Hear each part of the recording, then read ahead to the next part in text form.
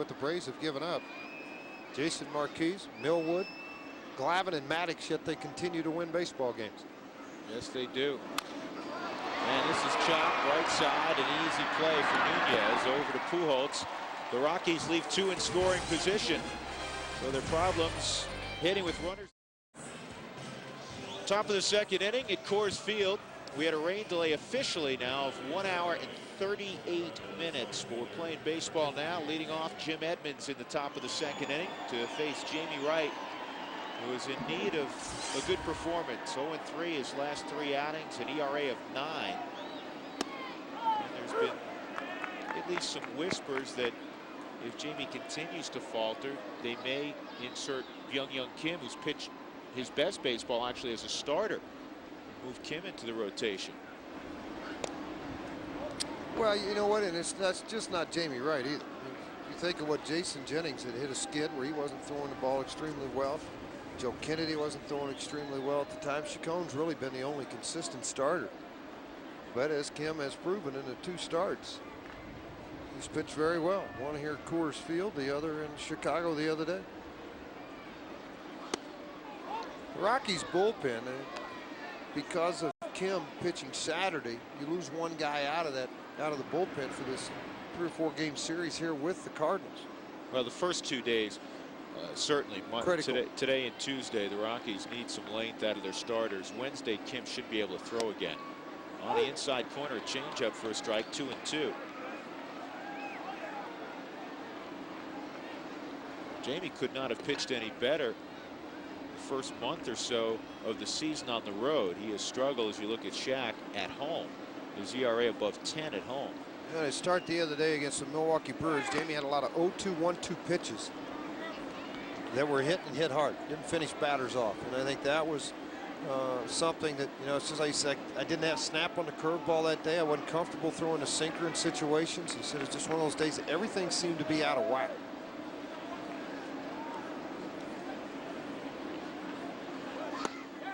Just off the outside corner for a ball, so Edmonds earns a trip to first, a leadoff walk in the second. The Rockies did make a roster move today. Speaking of the bullpen, Jose Acevedo, who worked in the ballgame yesterday at Wrigley Field, pulled a groin muscle.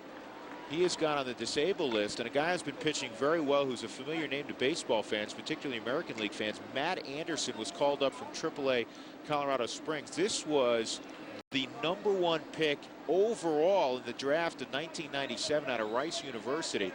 Matt Anderson in college was basically unhittable, George. He threw 98 to 100 miles an hour, and then he rose very quickly through the Detroit system, and 1 year saved 22 ball games. Well, he's a guy that really had a lot handed to him financially in the big leagues in a hurry because of his wonderful right arm, and for the first time in his career did not taste success, had a couple of injuries that set him back.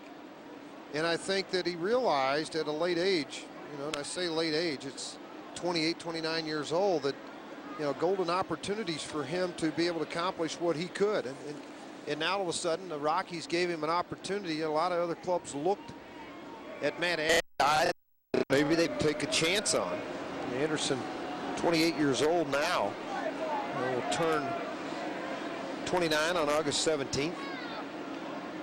But his fastball in AAA had topped out at 97 again, and working with Bob McClure, he had really a vicious head jerk, and his arm was quick out of the glove. They made a couple of minor adjustments, and let's hope it carries over to the big league level, because he has a special gift, and that's a great fastball and a hard slider.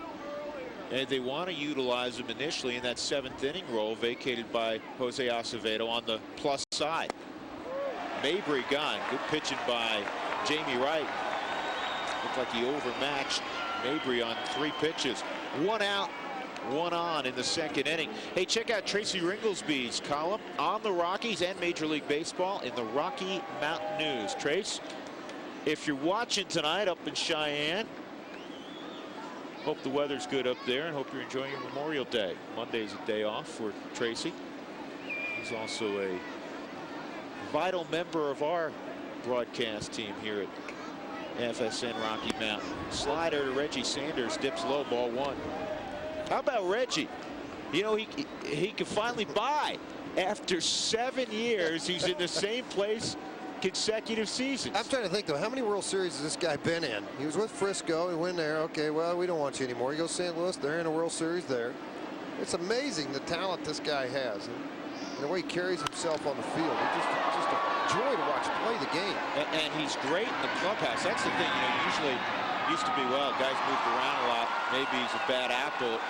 Quite the contrary. Reggie Sanders is a terrific guy. He's loved in the clubhouse. He's a leader. He just always seems to move from one team to the next. And I think everybody gets scared off because he'll have that great year. Think of the Diamondbacks when he was with them. They won a world championship. And all of a sudden they got all hung up on Batista. He was their man in right field, so they dump Reggie. Reggie goes to San Francisco. They win in San Francisco. They dump him again. I think everybody's scared of him having just such a huge year. Then they go, oh, we're going to pay him too much money. Let's get somebody else in here. And he deserves it. The injuries early in his career. I'll say that a lot of guys got scared off of Reggie because he had injuries earlier in his career to where he'd missed parts of seasons. Yeah, in his Cincinnati days. But he can flat play. Oh, he's terrific. But 98, George, he was with Cincinnati. You started documenting this. 99, San Diego. 2000, Atlanta. You forget about that. 01, he's with Arizona when they win it. That pitch is low to Abraham Nunez. The Giants in 02. Pittsburgh in 03.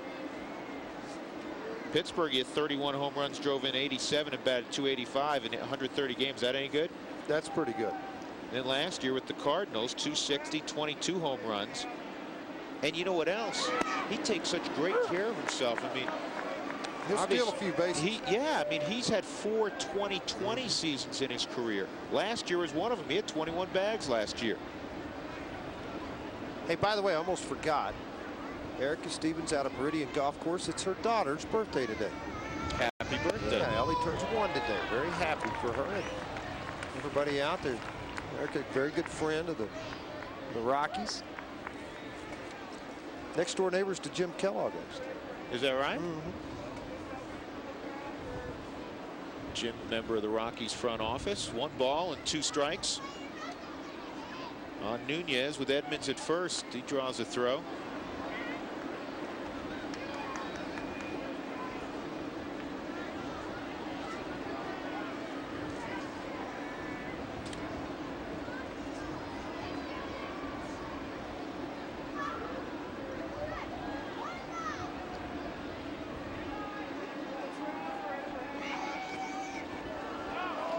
Job by Klosser keeping it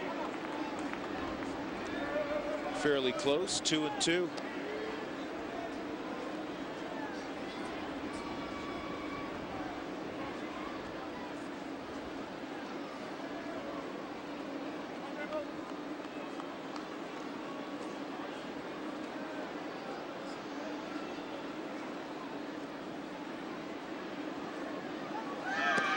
That's low. 3-2. You know, with Mabry having to start because of the injury to Roland, and Nunez getting the start for Gruzelanek, who in his career has not fared well against Jamie Wright. He has abysmal numbers.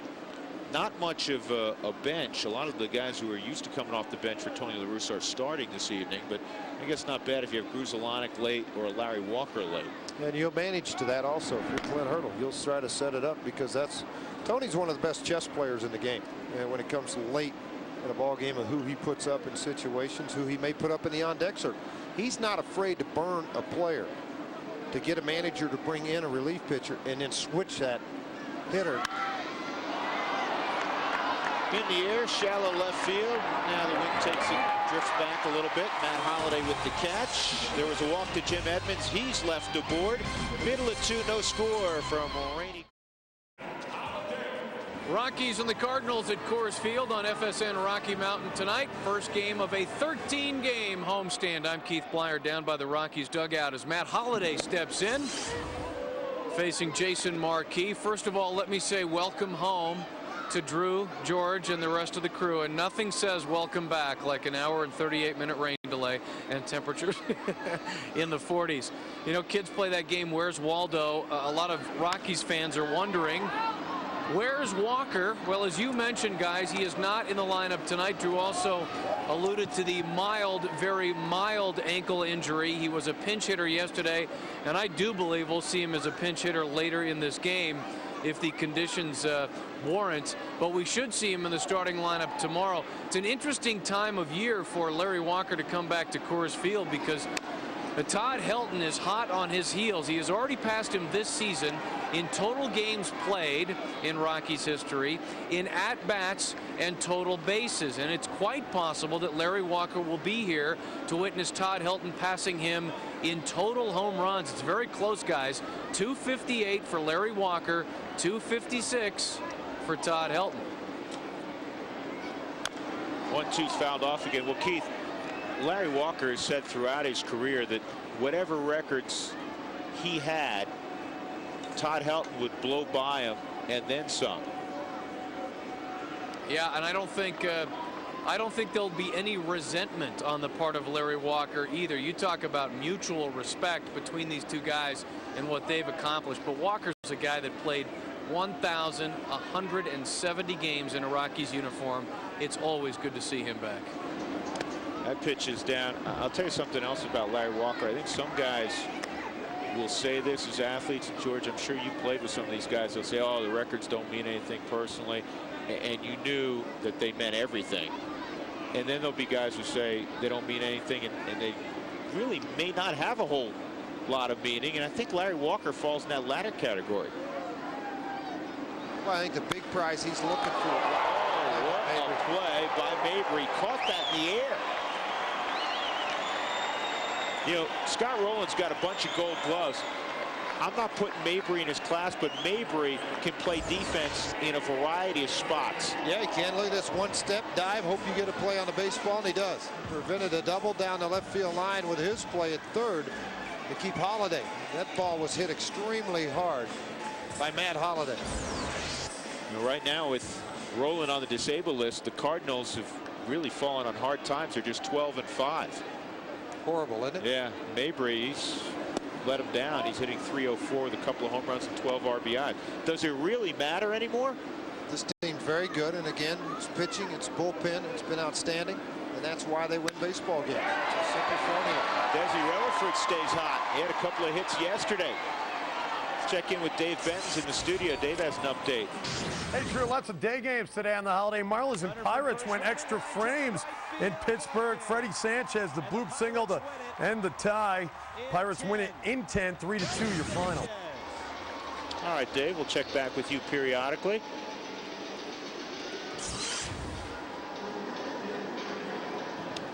So good to see J.D. Klosser have a nice game offensively. Yesterday was just his third two-hit game of the year, and it included his first home run of the season, his second career home run, and he jacked it.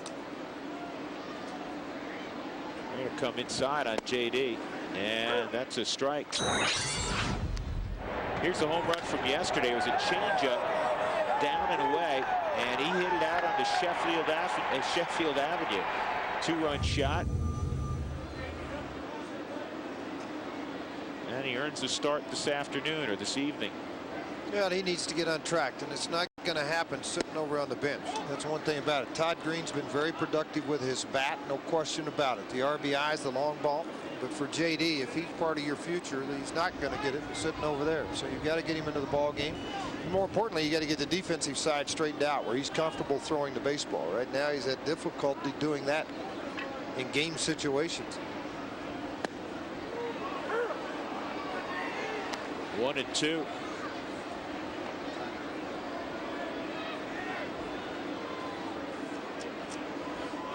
If you're going to get to Marquise, you got to do it early in the ball game. The opposition at 270 in the first 3 innings of the ball game as you look on to Todd Green. After the 4th inning, the opposition has hit just 207 against Marquise. A strikeout of J.D. Klosser on a fastball inside half of the plate.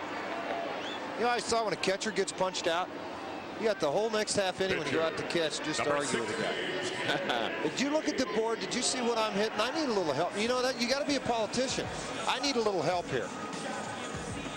I'll tell you a funny line Jamie Quirk had the other day in Chicago. Talking about how to extract yourself from slumps. He said, you know, if you Somebody told him this a long time ago. He said, if you have a really good average when you go up there, take a few pitches, because then it stays up on the scoreboard longer. He said, if your average is lousy, you want to swing at the first pitch so it gets down quickly and nobody really notices it. I can tell you right now, as a player, you don't want to come in, see your earned run average up high, batting average down low. I mean, all those things figure into the psychic of a player over a long period of time. And again, I'm telling you, being a politician as a pitcher or as a catcher pays huge dividends. I used to go down to the umpire's room and talk to them. I still do. I go down here all the time, talk to guys that I know that have been in the league for 50 years. But I go down there. But I used to go in all the time and tell guys, or I'd come into the game and I'd always switch balls with the umpire at the start of the inning. It was a superstitious thing with me. And I go, I haven't been out for 14 days. I said, can you expand this thing a little bit? Otherwise, we're going to be here all night. He'd start laughing, and sure enough, they'd expand it a little bit. Yeah, but Matt points something out about you, and I love you for this. But, I mean, you're on a first-name basis with all the IRS agents also. I mean, there's nobody you don't talk to. There's some that don't know me and don't want to know me either. Well, no score. No score, one hit apiece. We go to the top of the third inning. Sunday, the world's best players will gather to finally answer the question, who's the greatest poker player in the world? Find out on the Poker Superstars 2 Sunday, 8 p.m. only on FSN Rocky Mountain.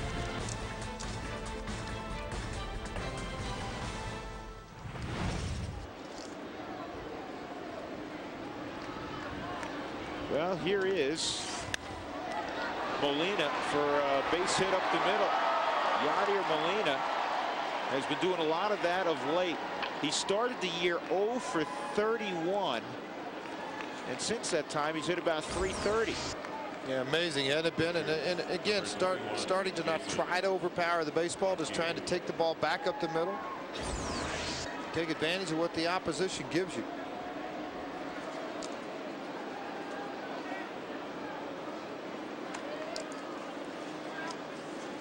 Now, Marquis is an interesting hitter.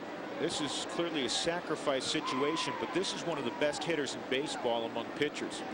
You say that, but again, when a guy swings it like this so well, yeah, you ought to be sacrificing, but you don't know that he's going to. And he wasn't right there. That's right. This is a guy that swings it pretty good. So Tony's not afraid to turn him loose. He has pinch hit on a couple of occasions this year. Jose Akendo, the longtime third base coach for Tony La Russa.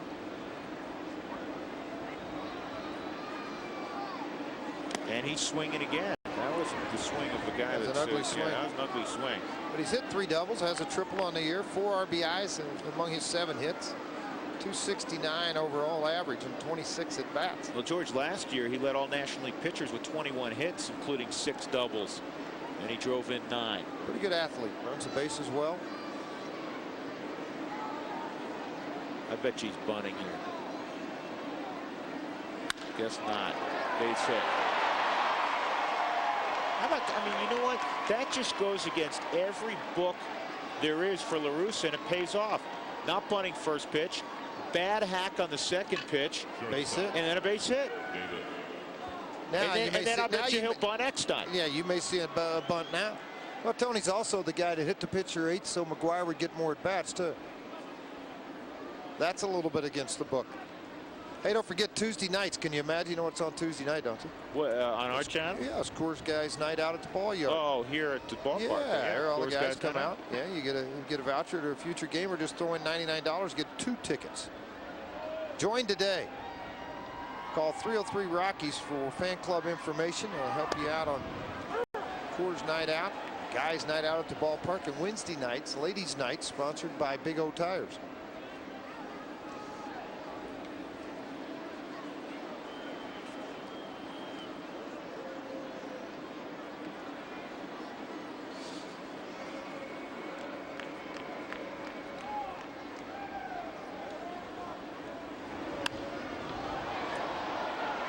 Two on Eckstein. See, you know, again, I'm surprised. I thought Eckstein would be bunting here. I think because their ball club averages so many runs a game as a team, that Tony just has turned this into a free swinging affair when you have somebody like a Marquis in the lineup as a pitcher. Now, that may change. You think the ballpark factors in, George? Sure it does.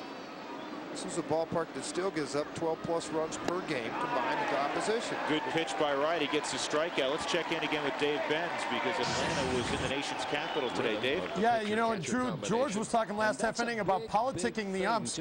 Sometimes it does work. Brian Jordan in the 7th inning today hits a ball that is not caught. Initially, it's ruled a home run, but Frank Robinson comes out to argue. The umps actually overturn it and say it was a foul ball. Bobby Cox didn't like the call, but it stood. Braves going to lose 3-2. Looked like the wrong call. I saw the replay of that. Looked like Brian Jordan. That should have been a fair ball. Last umpire to go look at a camera to see whether a ball was fair or foul in Florida, Frank Pullen. And boy, did he get in trouble. The league did not like the instant replay thing in baseball.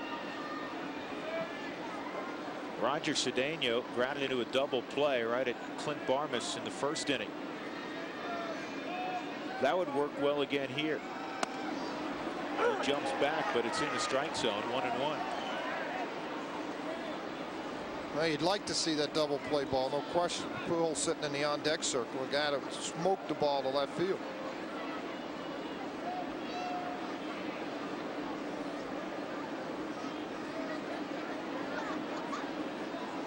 Here's the 1-1. That's away. How about the strikeout of Eckstein? It's just the 12th time he's punched out all year. He's the toughest man in baseball to strike out. So for Jamie Wright to get the strikeout there was huge. I mean, Jamie's a contact pitcher. Well, that's what he needs to be. Because he was throwing the ball so hard, he started to think that he was a strikeout pitcher after the San Diego game where he struck out 9. Line drive, center field. This will hold up for Wilson. 2 outs. I'm curious this series how Clint Hurdle deals with Albert Pujols in various situations, because this guy is in the same class as Barry Bonds. His first time up, he hit a wicked liner about 375 feet, and a leaping catch by Matt Holliday saved a double. He's up there with 2 on right now and 2 outs.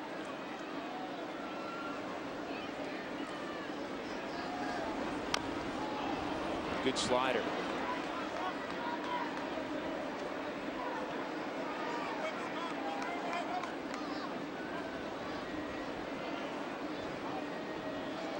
Had a long conversation with Albert before the ball game. This guy's really grounded. I mean, we talk about Todd Helton. You want to root for great players who are all about the right things. I mean, Helton certainly, and Pujols also. I mean, the same kind of people. Loves to talk baseball, loves to talk about his craft. He takes nothing for granted. Just like that man. And a top 10 in offensive category in just about everything for Pujols. RBIs 4th, average 9th, slugging percentage 8th, home run 7th, and runs scored 6th. Check this out about Pujols, George. From the beginning of spring training until the 2nd week of April, he had 108 at bats. And you say, well, spring training, that's meaningless. There are still pitchers out there, as George will tell you, they're trying to get you out. He never struck out. He's a right-handed power hitter. He never struck out. 108 at bats without striking out. Amazing. That is amazing. 1 ball and 1 strike on Pujols. Slider misses, 2-1. Yeah, the eye is so outstanding. There's a lot of guys, power hitters, free swingers, that go after the baseball. With a pitch like that, right on the outside part of the plate, 2-1 count. You see the average on a 2-1 count. 688.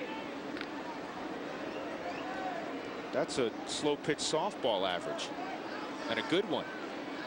That's a T-ball average when mom keeps the score and everything's ahead. That's right. 3 balls and a strike. More on the strikeouts very quickly. Last year, George, he had 592 plate appearances. He struck out 52 times. And he hit 46 home runs. I mean, he hit almost as many home runs as he struck out. That's amazing.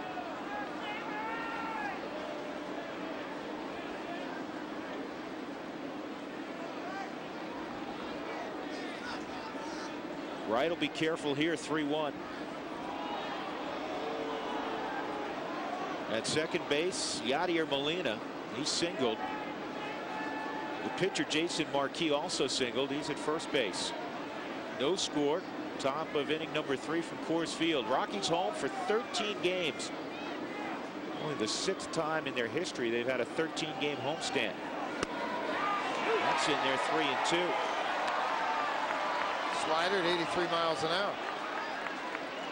Well, George, would you go back? You know Jamie's arsenal. Would you go back to the slider here?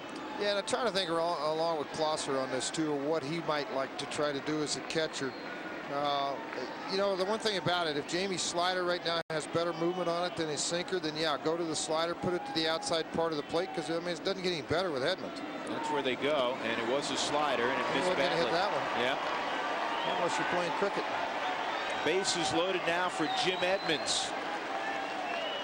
You know, this is where it's so sticky, even without Walker in the lineup and even without Rowland in the lineup. You got Edmonds up with the bases loaded. All he's done coming into the ball game is go 7 for his last 11, and he's hit a home run each of the last 3 days. You know, 1 for 2 on the year with the bases loaded.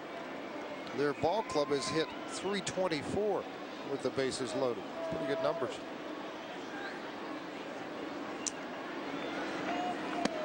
Changeup. He tricked him. Try to back it off as much as you can, make it look like your sinker, and just add the movement. See if he doubles up on that pitch. He went heater, and he got the foul ball, 0-2. Bases loaded for the Cardinals.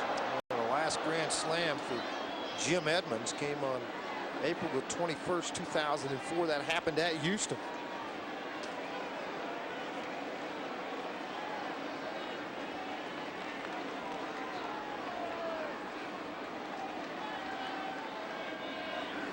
Got him.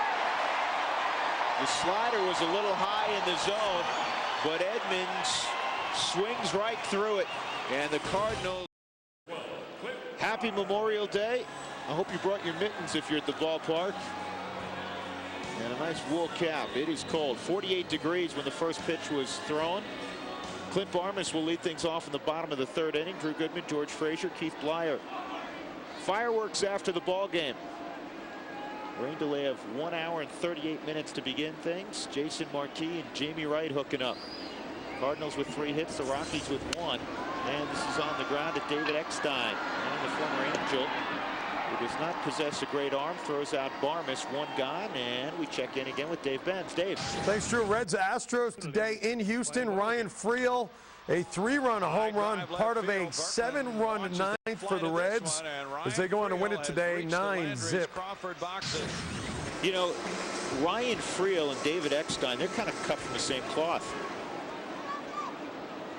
Get their uniform dirty, play hard, not the biggest guys in the world. You know, you mentioned the fact that he does not have a strong arm or a shortstop arm in Eckstein, but he does have a very quick release. And if you watch him catch the baseball, the exchange from glove to hand and positioning of the body is extremely quick. Luis Gonzalez takes there. Well, he's doing something right, George. I mean, he's been a productive player on winning teams for a while. And I thought, honestly, and he was only 2 months in, but I thought there would be a significant drop-off. You're talking about the premier shortstop in the National League the last few years, Edgar Renteria. You lose him and you get Eckstein. Not the same player offensively. No, not the same player defensively. Well, he's not, but he is a guy that makes up for it with hustle and paying attention. And again, I think you benefit from a pitching staff that pitches to your defense too.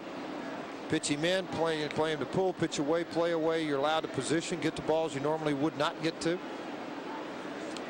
Yeah, that's what made the Wizard, Ozzie Smith, so good. 2-1, and Eckstein. There's a quick release. Unfortunately, Pujols has a long reach. He reached up and grabbed that one, 2 outs. Let's take a look at our Budweiser What's on Tap over the next several days. Rockies will see 4 different clubs on this homestand. Tomorrow we're on the air at 6:30 Mountain Time. Actually, are we on at 6 or 6:30 tomorrow at the pregame show on FSN? All right, 6:30 tomorrow on FSN, 6:30 Wednesday on FSN with the pregame show. Thursday afternoon at 1 o'clock. And then Friday, the Cincinnati Reds and Ken Griffey Jr. and Sean Casey come a-calling. Adam Dunn. Hey, by the way, those schedules, those TV schedules, they put those things out. Got a copy. Would you like for me to get you one? No, you know, I have a copy of it, but you have to admit, because all the start times change, and there's been 6 o'clock start times, there's been 5 o'clock, Let me tell you an 3 idea. o'clock later in the on year. Memorial Day, Yeah. they flip it and go to 7:05 starts. There's not many 6:30 or 6:05 starts the rest of the year. Not hardly any. Just want to make sure I was right. Well, I'll call you. I I'll don't get a want to hold of you. disseminate I'll get a hold of you. inaccurate information. 1-1 on Todd Helton with 2 outs. And this has popped up the elevator shaft. Molina makes the catch, and it's a 1-2-3 inning, the first for Marquis in the game. We turn the page. We go to inning number 4. No score at Coors Field. Go beyond the diamond for an exclusive look into major. Let's take a look at our Taco Bell game reset. Not a lot of offense in this ball game so far. Jamie Wright has made pitches when he's had to. He struck out 3 in the game, including with the bases loaded Jim Edmonds on a high slider to get out of a jam.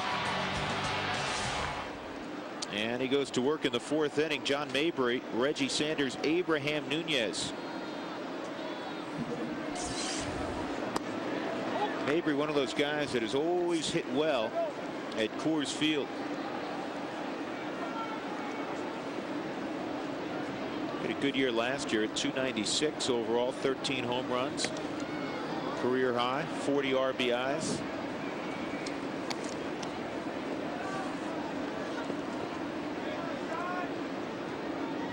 Hey, look at his overall numbers versus the Rockies. Alone in 60 ball games, it's 362 average, 5 home runs, 40 RBIs. At 431 at Coors Field. Line shot right at Todd Helton, 1 out. Let's take a look at our Affleck trivia question. We always do this in the 4th inning. Ducks got a lot of energy tonight. Who was the first Latin-born All-Star in Major League history?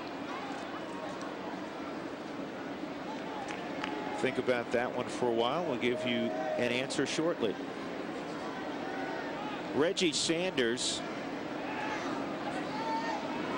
flew to center field his first time up.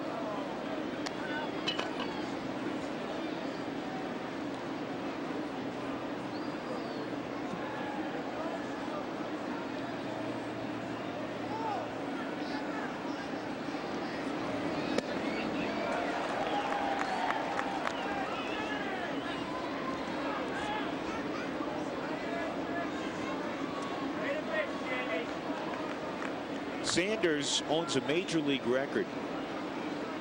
He has hit 20 home runs for 6 different teams.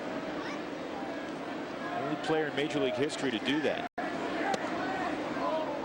There are a few guys who've done it for 5 different teams, including Bobby Bonds, the late Bobby Bonds, Jose Canseco, former Cardinal Jack Clark, Fred McGriff, Gary Sheffield, and a former teammate of yours, who's a good friend of yours, George, now in the front office with the San Diego Padres.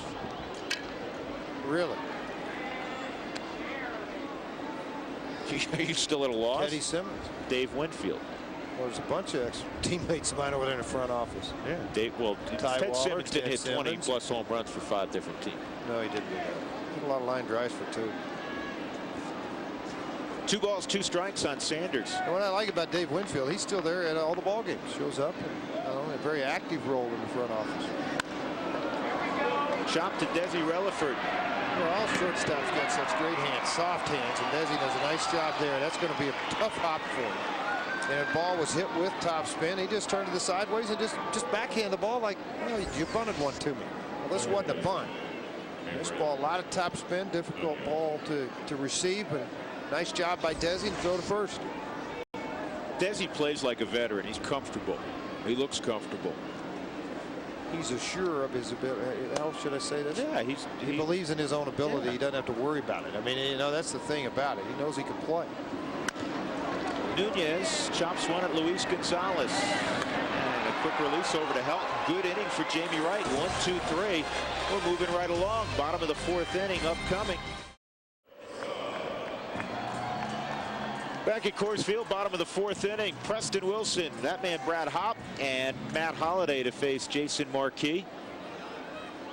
The Cardinals come in 32 up and 17 down. 3rd best start in their storied history. And they're on pace again to win 105 ball games.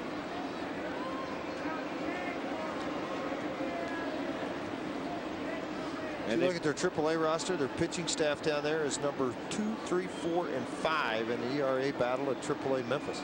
Kevin Jarvis, former Rocky, they've been up to their ball club shortly, back down again. He's pitching well.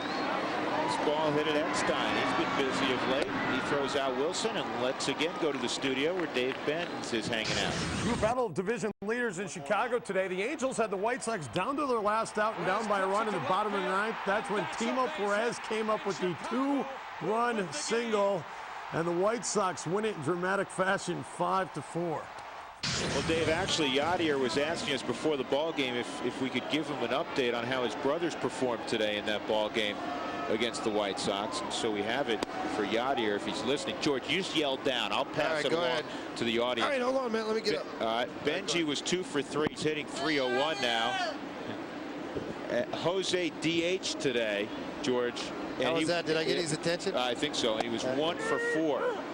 So Jose and Benji both playing today. A combined 3 for 7. So they got it done. They held up their end of the bargain. Of course, Yadier has a hit in this ball game. 1-1 on Hop. You know what I guarantee you did not need at the family home in Tulsa?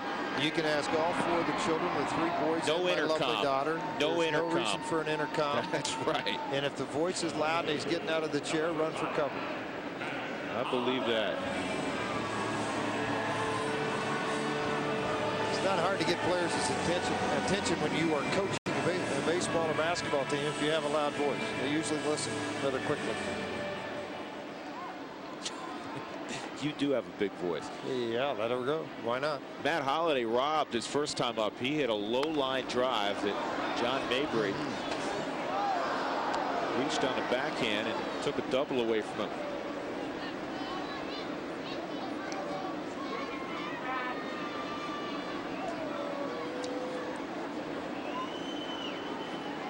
Holliday had a pretty good road trip. He hit .313. He hit in 8 of the 9 ball games he played in.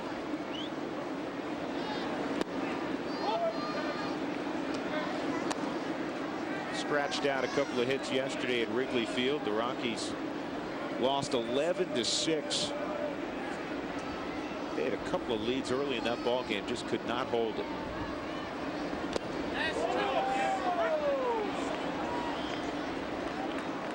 Sure, we'll get an update on the Cubs a little bit later on. They're on the West Coast playing the Dodgers. They're in the 9th inning there. The Cubs leading 5-3. Wonder how many home runs Derek Lee hit. Signs hit 1 in the 9th. Did he? Yes, he did. Munster was trying to close it out. Looks like the Cubs. It could be a final, maybe. 5-3 as Dempster gave up the home run to Signs. And Maddox got the win. Alvarez took the loss. And Lee just been told 0 for 5 in that game. Probably sent him down to Iowa. 3-1 fouled off. Send him down to AA. Let him work on his skills. Get his swing back. Bring him up tomorrow. I mean, was he some kind of hot? Oh man. By the way, he began play today, folks. Derek Lee of the Cubs, leading the National League in average at .366, leading in home runs with 16, and leading in RBIs as well. Last Triple Crown winner National League, I believe, was Frank Robinson. Is that right? I'm looking at Doug. No, it's Ducky Medwick. Actually, Yaz was the last Triple Crown winner, period. That was obviously in the American League. Holliday is gone. We move on to the 5th inning. Affleck trivia question again. Who is the first Latin-born All-Star in Major League history? And if you've been following the sports section the last couple of days, this gentleman just passed away, Chico Carrascal. The answer to our Affleck trivia question tonight. And that is a called strike to Yadier Molina. Well, we like to pass along accurate information on occasion. Doug Marino looked up all the brother trios in the history of the game. You know, Well, the 3 or DiMaggio, more. right, Clarify, 3 or more. 3 or more, okay. The DiMaggios, Vince, Joe, and Dom. You know, I didn't realize this. Dick Allen had 2 brothers that played. Hank and Ron in the big leagues. This is foul, barely. Of course, we talked about the Alous, Matty, Jesus, and Felipe. There were 3 Edwards, Dane Marshall and Mike. Clete Boyer, Ken Boyer, Cloyd Boyer. I played for Kenny. He was manager of the Cardinals. Yeah, 1978. 3 Clarksons. Dad, John, and Walter. John's in the Hall of Fame, right? Ah, boy. Didn't want that on a 1-2 pitch from Jamie Wright. Worked up and in and caught the shoulder of Molina. Well, you know who had the most, don't you? Ed what was his name? Delahanty. 5. How about that? Yeah, Frank, Jim, Joe, Tom, and Ed, all in the big leagues in the late 1800s. There were the Perez brothers, George, Yeah, Pascual, Molito, and Carlos, who also had bit parts in One Flew Over the Cuckoo's Nest. Well, Pascual was just part-time human being. Are we going to get a nasty letter from the Perez's? We're That's only okay. kidding. Marquis now again. Not turning around to bunt. Well, early on, he thought maybe that Tony was doing it just to let him swing early in the game. Reflection of this ballpark. Now, all of a sudden, here you are in the middle of the ball game in a pitcher's duel. Right. Now it's a different situation. He was not bunting on the first pitch. He's not bunting there either. 2-0. Not gonna bunt. And it paid off for the first time. Well, the first time he was up, when Molina had singled leading off the 3rd inning. If you're just jumping on board. On the 3rd pitch of that at bat, Marquis hit a single to right. This is one of the better hitters among pitchers in the National League.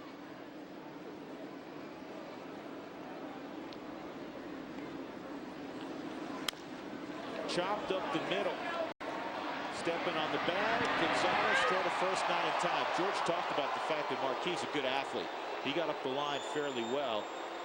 And he trades places with Molina, and we check in with Keith Blyer. Keith? Well, Drew, I know it has always been your dream to run away with the circus. For me, not so much. It has been my dream to run away with the fireworks crew, namely Zambelli Fireworks. Jerry Jones is with us now. Fireworks after this game tonight, gang, so don't leave the ballpark quickly, Frazier. Did you just stroll in about 4 o'clock to set this stuff up? No, we started Saturday morning, yesterday and today. We've been here since about 6 o'clock this morning. So it's a 3-day project to get ready for the post-game fireworks as David Eckstein steps in for the Cardinals. Bunts one back to Todd Helton, who will make the play at first. Jerry, where do the fireworks come from? We buy them from all over the world. We also manufacture them in our plant in Pennsylvania. But everything's shipped from Pennsylvania out here for each individual show.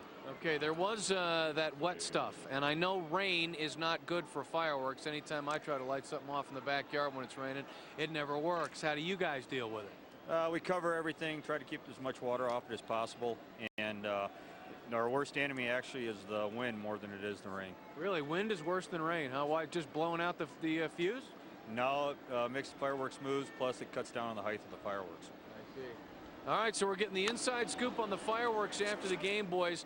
By the way, fireworks here at Coors Field is good news for the Rockies. We have done the math. They are 14-7 in games followed by fireworks, and 8-2 in their last 10. You want some more stats, or you just want me to toss it back to you now? Well, Give me a couple of more stats. I could tell you this. Yeah. They're unbeaten on Memorial Day at home.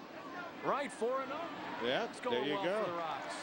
Nice job by Jamie Wright. He tags out Roger Cedeno, and the Cardinals are done in the 5th inning. All bagels on the. We're back in a scoreless pitchers duel at Coors Field. You don't see many of those, but it's not a great night to hit, George Frazier, because it's about 45 degrees right now. It is a little chilly out there, but you know what I'm excited about? Jamie Wright. He's had a couple of situations he's had to work out of, obviously, and get strikeouts. The big one coming with Edmonds and the bases loaded for a team that's averaging a little over 5 runs per ball game. And particularly when Marquis is on the mound, they seem to score runs. But again, big pitch by Jamie Wright to get out of it. This offense just needs to give him a little breathing room. I mean, right now he's pitching like he can't make a mistake. You know, only 3 hits for the Cardinals, and none were hit hard. The seeing eye hits. In fact, the hardest hit ball was off the bat of Albert Pujols, and that was shagged down in deep left field on a leaping catch by Matt Holliday very early. Desi Relaford had a single to left in his initial plate appearance against Jason Marquis. Relaford's had success against Marquis in his career. Slider's a good one, 0-2. Desi's 5 for 9 in his career against Marquis.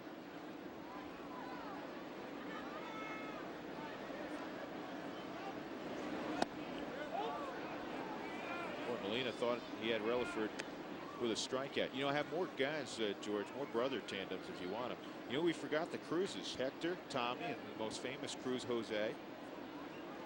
Who else do you have? The Cross family. Who? I've never heard of them. Amos, Frank, and When did they play? who's this? Lave Cross. Never heard of him. The Sadowskis, Bob, Ed, and Ted. Bob, Ed, and Ted. Come on, folks. Isn't it Edward or Ted? I mean, isn't that the same name? The Sewells, Luke, Joe, and Tommy. The Mansells or the Mansells, John, Mike, and Tom. Never heard of them either. Keep going. The Souders, Bill, John, and Len.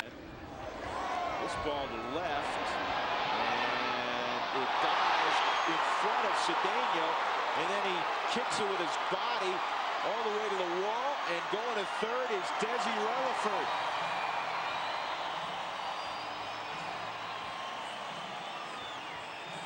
That was an interesting way to play it.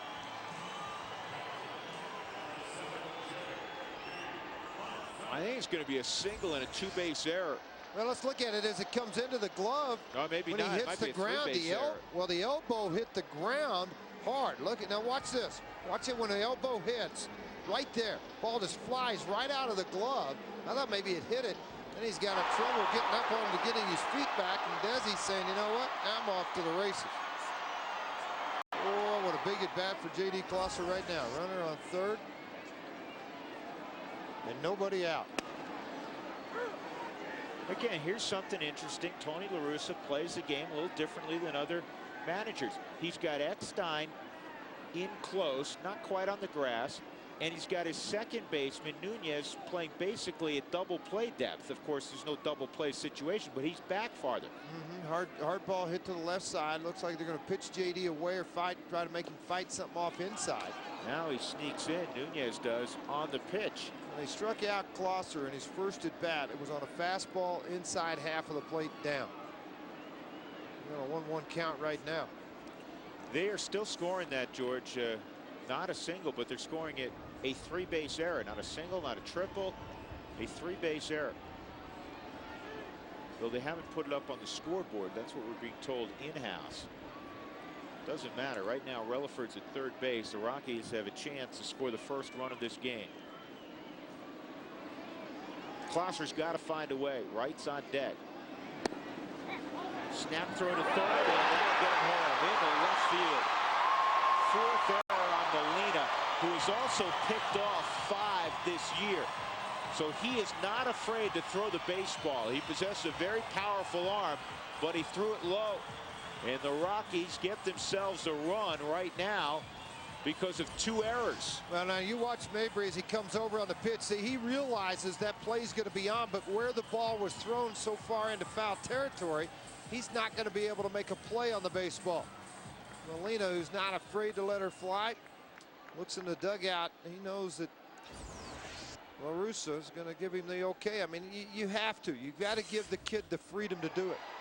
And then Klosser makes it all academic by lining it to the gap in right center field. He'll have himself a double. You know, one thing the Cardinals pride themselves on, defense. They've had 2 in the inning, 2 errors.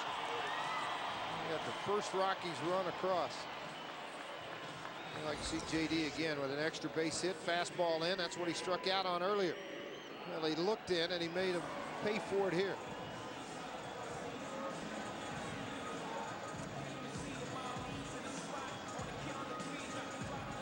J.D. Klosser showing signs of coming out of his season-long slump.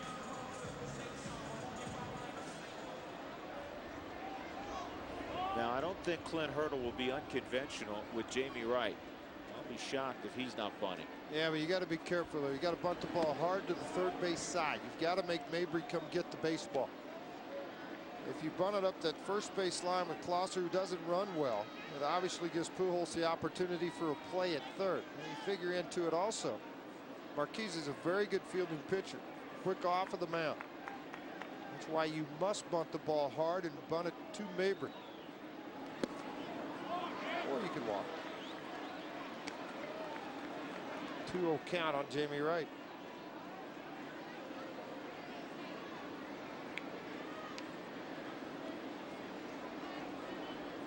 Yeah, I think going back to that 3-base error on Roger Cedeno, as much as anything, they gave him an error because his route to the baseball, George, was horrible, circuitous. I mean, direct line is A to B. It's 3-0 now on Jamie Wright. Yeah, that second ball hit to the right field that Cedeno looked questionable on whether he picked the ball up cleanly or not off the bat. And you think of the guy who'd normally be out there, Larry Walker. And you probably have a runner on second now with Closser and 1 out. Still scoreless. Instead, the Rockies are up 1-0. Wright will take the strike. 3-1.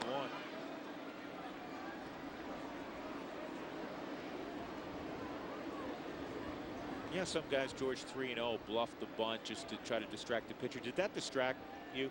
No. Waste of time?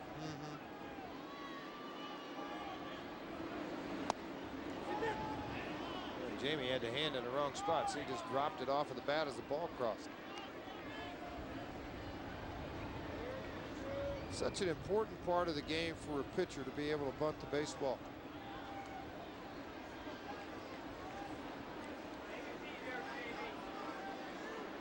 Right, with 4 hits and 19 at bats as a pitcher this year, 1 RBI. Well, he doesn't get it done. And those are the little things. You point to a record of 14 and 34. Sometimes it's glaring problems. Other times it's little things. I know you're not going to get the bunt down every time, but well, the good teams more often than not find a way to move runners over.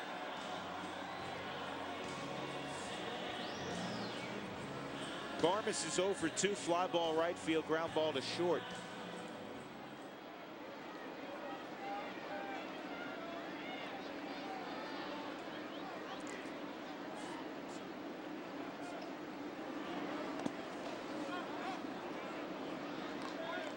Barmes, one of the top averages with runners in scoring position in the National League at 390.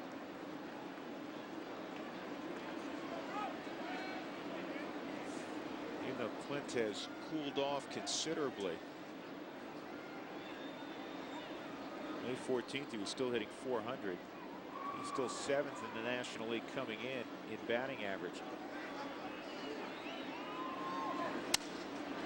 Slow roller on a broken bat to Eckstein. And he'll throw Barmes out. Closser gets to third.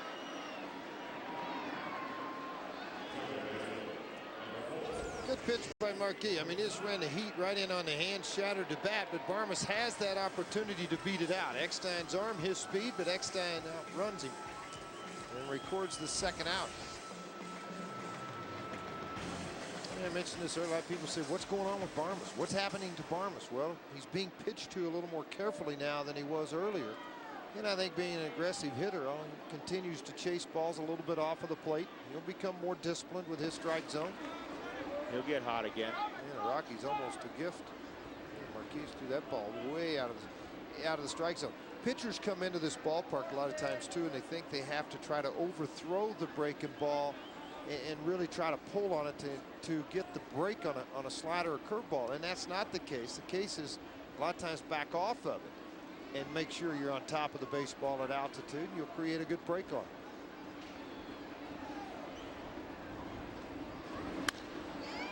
Deep in the hole, and Eckstein gets it done. He throws out Luis Gonzalez. So J.D. Clouser, who doubled with nobody out, is left aboard. The Rockies do scratch out a run.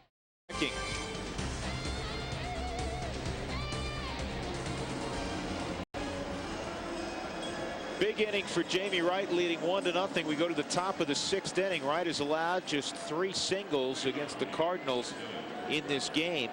He'll have to deal with Pujols, Edmonds, and Mabry. 3, 4, 5.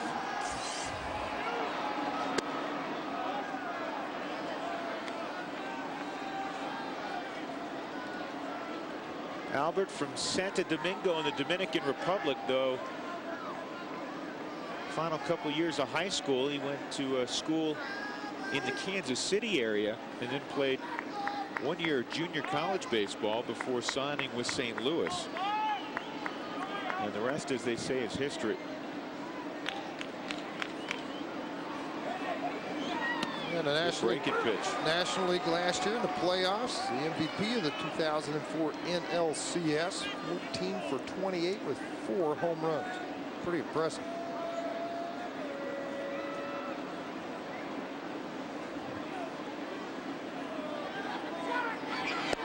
That's down.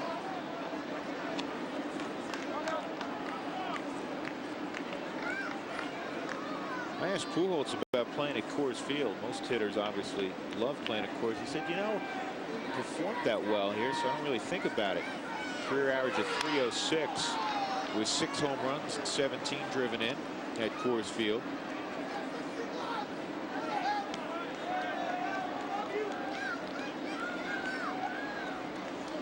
He's hit .340 in his career at Busch.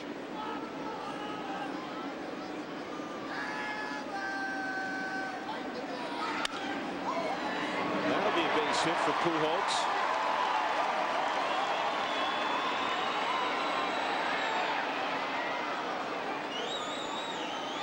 And let's go back and look at this at bat by Albert Pujols, and we're going to give it to you pitch by pitch and how effective he can be at times and what he makes pitchers look for. Try to go away with a fastball, then able to drop the slow hook in for a strike. You want to make them have that other thought. Jamie went with a sinker to try to get the ground ball out, slider away from him. Then the fastball. It just tells you the length and plate coverage that he has on a pitch moving away from him. A cut fastball that he pulled into the left field for a base hit. The leadoff man has been aboard in 5 of 6 innings against Jamie Wright. But Wright, as he did last year, has pitched well with a little bit of traffic tonight. He's pitched very well with traffic. And Jim Edmonds a year ago tied a career high with 42 home runs. Slugging percentage at .642. 5th consecutive Gold Glove, but then struggled in the World Series. He went 1 for 15 when the new season started.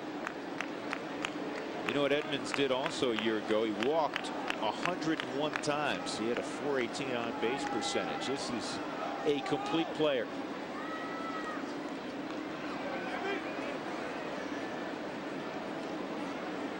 Why'd the Angels ever get rid of him? I have no idea. I don't either. I mean, you start looking around guys like Reggie Sanders, Jim Edmonds. I mean, they get rid of these guys. You go, why? I mean, what were they doing? This guy's a highlight reel by himself. Just plays in the outfield, let alone what he does swinging the bat. He does make more highlight real plays in center field than anybody in the game. Maybe Andrew Jones is right there with him. How about this? Adam Kennedy and Ken Bottenfield. Who do you think got the best end of that deal? The first time I've seen you speechless. I am speechless.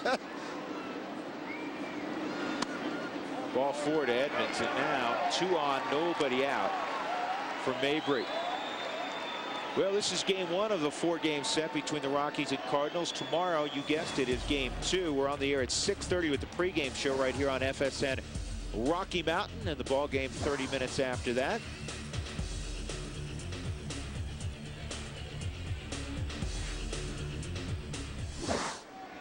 Well, you hope a sinker ball pitcher can get a ground ball in this situation.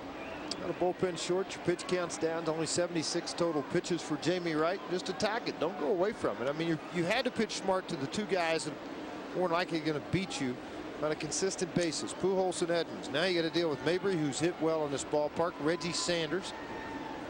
Two other guys that obviously have potent at bats. Hey, while you're around the ballpark, pick up one of the Rockies magazines this month. Read about Jeff Francis, Desi Relaford, Todd Green, Scott Dolman, and all the baseball superstitions. Call 303 Rockies and subscribe today.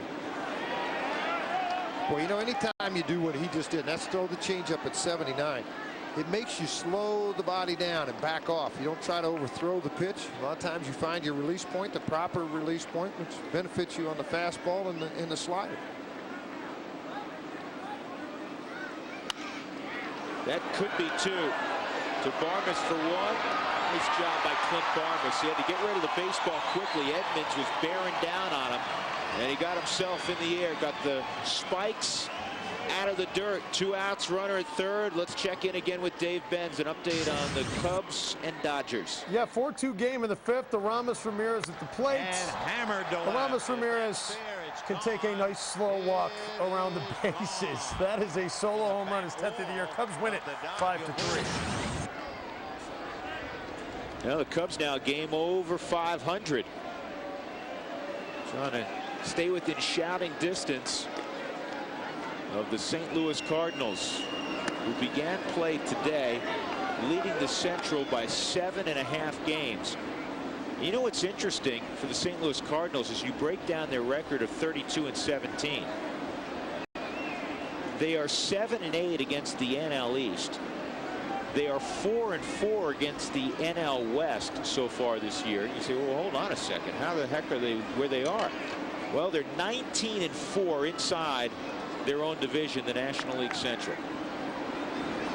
They're also 2-1 against the Kansas City Royals as interleague play began for them as well. For the Rockies, in the bottom of the 6th, Helton, Wilson, Hop. You know, one thing he tries to do late in games, man, he tries to pull the baseball and pull it hard. The Rockies defensively have set up that way on the infield as far as Barmes and Relaford. Not that way in the outfield.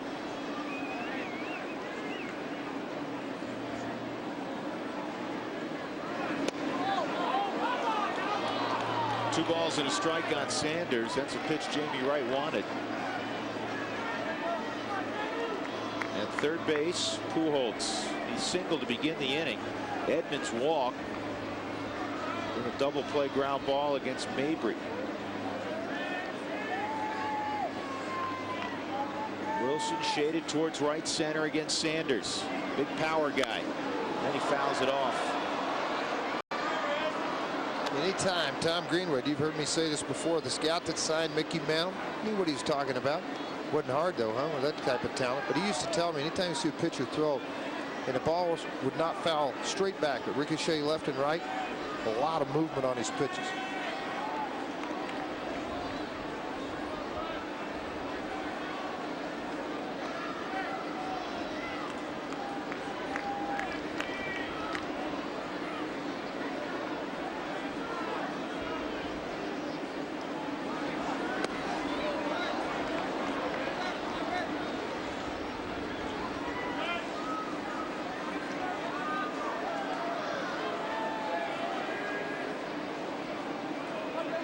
One of the things going through Jamie Wright's mind right now, 3-2 on Sanders. Are you more comfortable throwing to Nunez than Sanders? Sanders 342 at Coors Field, 15 home runs, 40 RBIs. Nunez 237, 0 home runs, 0 RBIs. I'd like to take my chances with the guy in the on deck circle and make this guy beat you with a slider.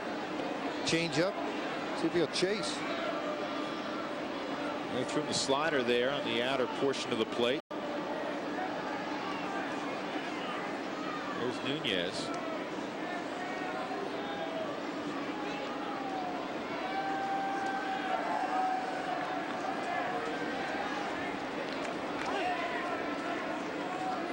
The waiting game, the cat and mouse game between Jamie Wright and Reggie Sanders.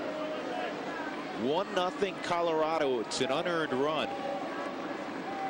Uncharacteristically, 2 errors committed last inning by the St. Louis Cardinals. A muff fly ball by the right fielder. Roger Cedeno led to a run. High throw, and that's going to cost the Rockies. Desi Relaford threw it high to Todd Helton. The run comes around. Sanders ends up at second base. And now both runs in this game are unearned. Well, and Desi, that's his second error for him, too. Maybe he had too much time to make the throw. Here's the ball hit right at him. Stay down on it. Collected himself. 9 out of 10 times that throw will be right there. Just like parachuted right out of the hand. And over the head of Todd Helton. And a tie ball game. Wright pitched very well to put himself in position to get out of that jam. First and second, nobody out. He got the double play ground ball. And then the ground ball on a 3-2 pitch to Reggie Sanders right at shorthanded Desi Relaford. Desi airmailed it. So we're tied at 1. Well, you can't let that affect it. And it looks like it is right now for Jamie Wright, because he has pitched extremely well in this ball game. Mentally, though, thinking I'm out of the inning. He battled with the double play, as Drew mentioned. The throw from Relaford extended it. You know that guy's not happy right now. Yeah, be careful here. 2-0 on Nunez. A base hit makes it 2-1 St. Louis in all probability, and that's low 3-0. Yadier Molina's on deck. Right on right.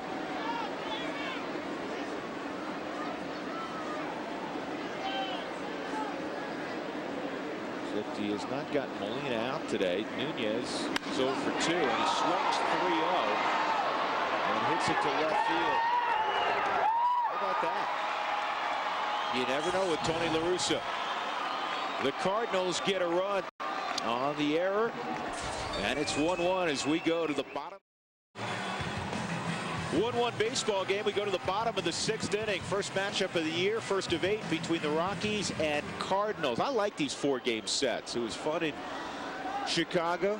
See the Cubs for 4 days. Would have been more fun if the Rockies had a little more success. Rockies trying to snap a 3-game losing streak. Todd Helton takes a strike. Helton in the ball game walked in the first against Marquee and then fouled out to the catcher Yadier Molina. Rockies have been held to 2 hits.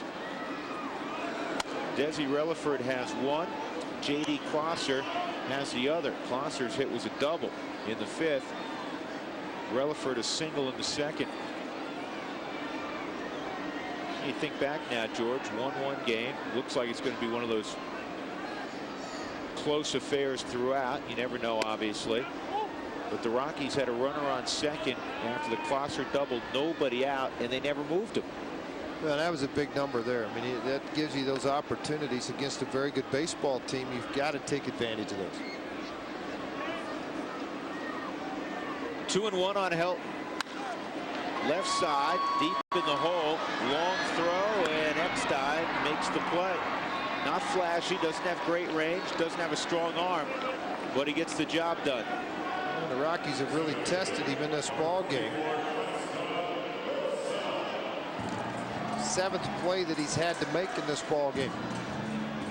Hey, June 1st, you come out to the ball game once the Cardinals and Rockies receive a commemorative baseball and tin courtesy of Coca-Cola when you leave the game while supplies last.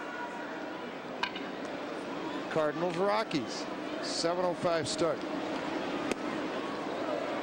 Big swing there, no baseball for Wilson. Preston walked in the 1st and bounced to Eckstein in the 4th.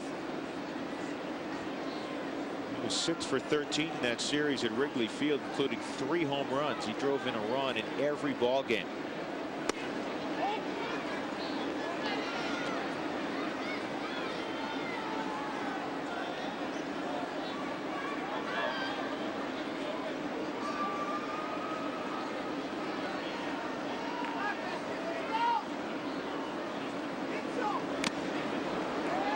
You know, for some reason, talking about Memorial Day ball games, Rockies, we talked about it, 4-0 at home on Memorial Day, 8-4 overall when they've played on Memorial Day.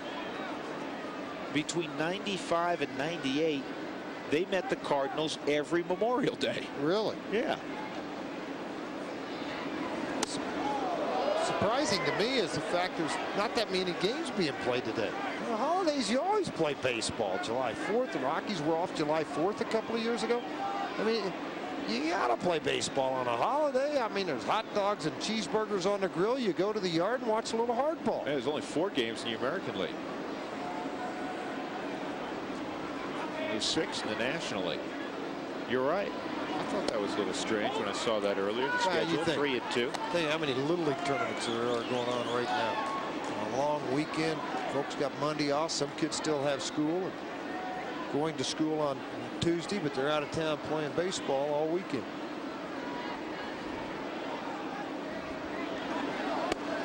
And Wilson earns another trip to first. 1 out. And a man at first. Here comes Brad Hopp. Let's learn a little bit more about Bradley. I'm Brad Hopp from Fort Worth, Texas. Grew up with a younger brother. My favorite pregame meal is like peanut butter jelly sandwich. So Clinton liked to give me a hard time about it last year, but I made a protein shake before every game. Nothing wrong with a little peanut butter and jelly now, let me tell you. I like PB&J's. Ever since my wife and I had children, You've learned to like them a lot more. Well, I probably hadn't had one in 20 years. Now you eat them a little bit more. Curveball misses. Top in the ball game has played Pepper with Nunez, the second baseman. 2 groundouts.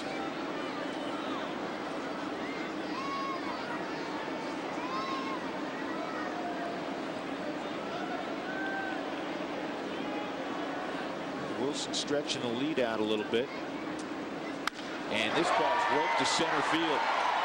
See if Wilson can get to third. He's thinking about it. Nope. He puts on the brakes. Big throw from Edmonds. Hit the cutoff man, Eckstein. It's a good job by Wilson either way. Make the outfielder throw the ball with authority. You never know. He may airmail it. Well, right about halfway down, you're going to pick up your third base coach, and Wilson does just that. But Edmonds gets over to the baseball. Hands up by Gallego. Everything slammed shut. Wilson gets back, still in scoring position. Dave Duncan, the pitching coach, right-hand man for so long for Tony La Russa. The guru when it comes to pitching. It's interesting, George. Think back. I mean, most pitching coaches were ex-pitchers, right? Most of them, not Dave. He was a catcher. That's right.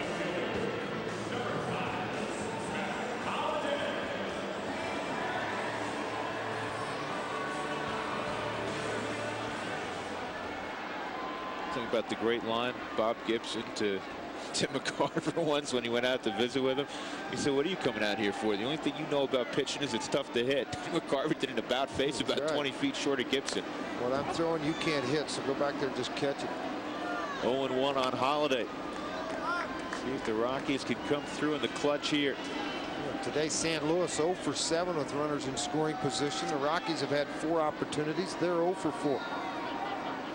Lost a 1-1 baseball game and both runs unearned. Marquis and Wright have pitched well. Molina's got good hands, doesn't he? Yeah. You know, just to watch him, he looks like a gunslinger. I mean, the ball hit the ground, pops up, grabs it, goes, go ahead, dare you. Yeah. Go ahead. You didn't walk. You know, then when where was it, the pickle you'd get in, remember? They'd throw it back and forth, they'd drop it and let it roll away. It's kind of what he's doing. Look, go ahead. You want to go? Go. I don't think you want to go. No, he could fire the baseball. Well, we said earlier, he's thrown out 57.1% of would-be base stealers. The Rockies have thrown out only 1 this year. This kid has 5 pickoffs. Eckstein doesn't handle it. Then he runs to the bag. And he got Hopp at second. Somehow he hung in there. Pretty good play by Eckstein. That ball had a lot of topspin. So it's first and third, 2 outs. I actually think he made a poor decision trying to throw the ball to first base after that. Yeah, I do too. He should have eaten the baseball. Top spin, going to bite him a little bit right here off the heel of the glove, but concentrates to get to the baseball. And of course, Pujols came off of the bag and made sure he kept that ball in front of him. Watch Pujols come off of the bag and make sure he keeps that ball out in front of him, squares up to him. How many times have you seen it where a player will make an error to cost his ball club, get an opportunity to come back, capitalize on that? Desi's got that chance now to put the Rockies up with Wilson at third. Holiday at first. And he's hit it hard twice. Desi had a single in the second. And in the 5th inning, ended up at third on the 3-base error by Roger Cedeno. And it's one of those ones where You had to wait for the official score. It was not automatic. Thought for a moment it maybe scored a triple. It's kind of a sliding attempt at a catch by Cedeno. He had it in his glove, and then when his elbow hit the ground, it shot out toward the wall. In this case, the wall at foul territory, and Desi went all the way to third, and he would score on a throwing error, a pickoff attempt that went down the left field line by Molina. First and third right now. Wilson at third, Holiday at first with 2 outs. Now, Eckstein doesn't throw real well, George. What about the delayed steal, the old first and third play? You've seen the Rockies try to pull that off earlier. Yeah, the only thing that can hurt you there is the arm of Molina. He can get it there in a hurry. Or he could fake and go to third base with it on a snap throw back to Wilson, or they could just give you the bag and eat the baseball.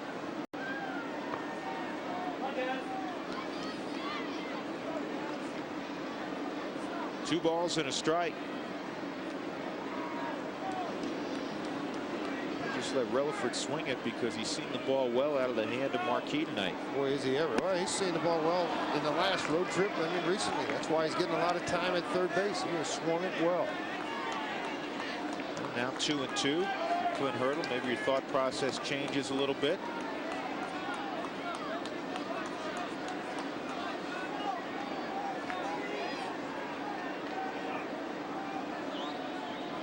Pretty good speed on the bases with Holiday at first and Wilson at third.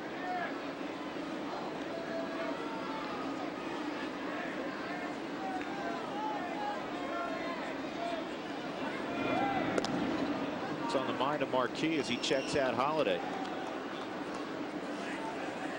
That's why you do advanced scouting also, George. I mean, the Rockies ran that play in the last week.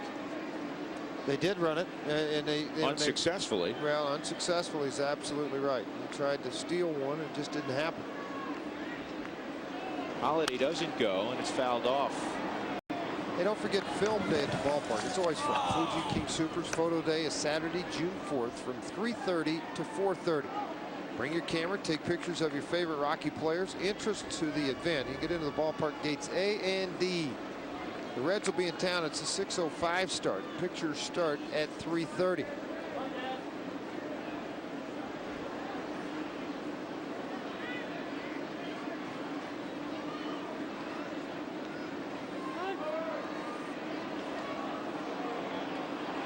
Molina, 22-year-old kid going to the mound to visit with Marquis. Well, you want to be on the same page. I think it's important. You want to believe in the pitch you're throwing. The best pitch right now may be slider on the outside corner, but if you as a pitcher do not believe in that pitch, then you got to call him out and say, you know what, I'm not comfortable going with that. I don't care what the dugout's calling. I don't care what you're calling. I am the guy on the hill. I'm the one that's going to have the L stuck to my name tomorrow if I make a mistake here. This is the pitch I want to go with. And you hope it's the right one.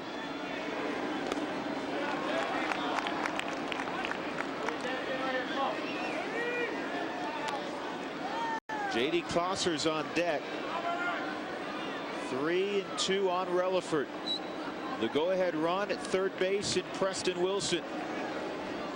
Matt Holliday's at first. A 1-1 affair. Sliders in the dirt. The bases are loaded for Klosser, who probably has more confidence right now with the bat than he has had all season long. Yeah, no question. A base hit, a double in the 5th inning. Yeah, a big chance here to earn a lot of points with his manager, Clint Hurdle. Trying to come out of the slump that he's been in. That's 3 for his last 5 at bats. Yeah, I mean, let's be honest. JD somewhere in his mind has to be thinking about the possibility of being sent down to get his swing straightened out. No question about that, and he realizes that. And that gets away. Wilson will come home. Everybody moves up, and it's 2-1. What a strange ball game this has been. The first run for the Rockies on 2 errors. The run for the Cardinals on an error by Desi Relaford. And now a wild pitch brings in the go-ahead run. And that's how it's gone of late for Jason Marquis. Second wild pitch of the game for Marquis, and this ball just tries to try to back in, not where Molina thought it was going to be. So he tried to back in and pick the baseball versus block the baseball.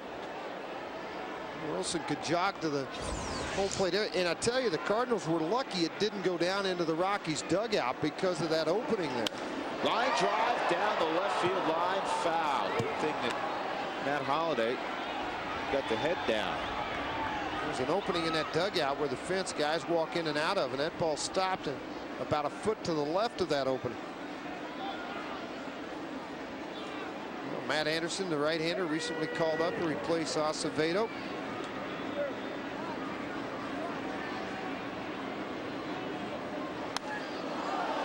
And this one's fouled back.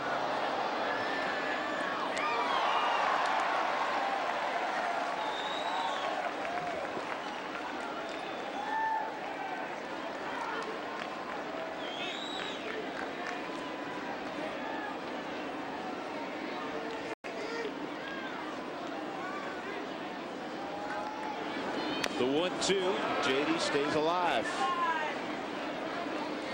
You know, this may sound silly, but when you start to get your confidence back, you're able to foul off pitches like that, George, as opposed to, you know, way out totally front.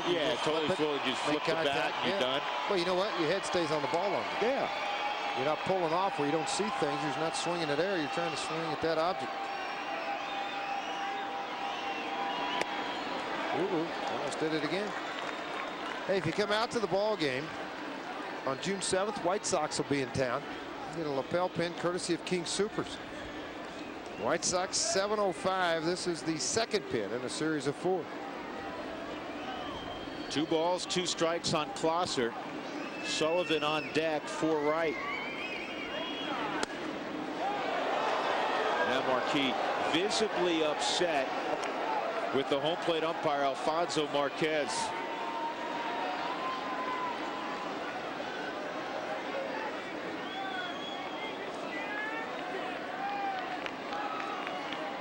Marquis thought he had Closser struck out.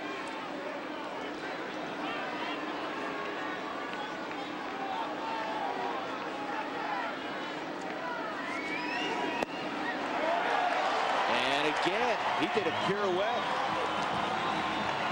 Bases loaded for Sullivan, and Dave Duncan, Tony La Russa starting to chew on Marquez, and Marquez chewing back on them.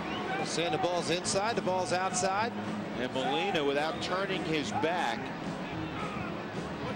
turning around, and somebody's gone. Somebody in the Cardinals dugout just got thrown out. I'm betting Dave Duncan. That pitch right there. I want to know if it's low or not, or inside, outside. Somebody got tossed. Well, there's Duncan. He hasn't moved. We have a shot at Tony. Tony's still there. Somebody got tossed. He's folding up the book. There's the book, so Duncan's departing.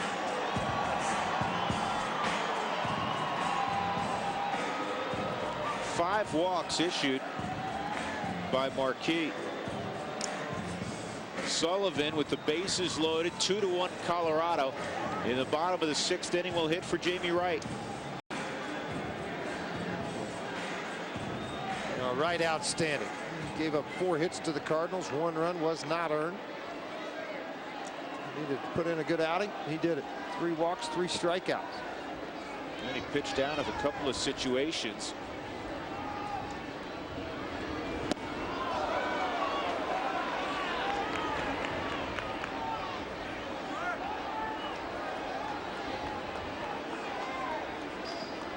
Jason Marquis, a New York kid, came up with Atlanta. 0-1 on Sullivan. Chance for the Rockies to open up a nice little lead here in a tight ball game. Yeah, really blow it out. A little breathing room to Matt Anderson, the right-hander who recently called up from Colorado Springs. A couple pitchers going for the Cardinals. Flores, one of 3 lefties they have down there. Hard throwing Brad Thompson is also thrown. mentioned earlier how the Cardinals had hit 324 with the bases loaded. The Rockies 194 with the bases loaded.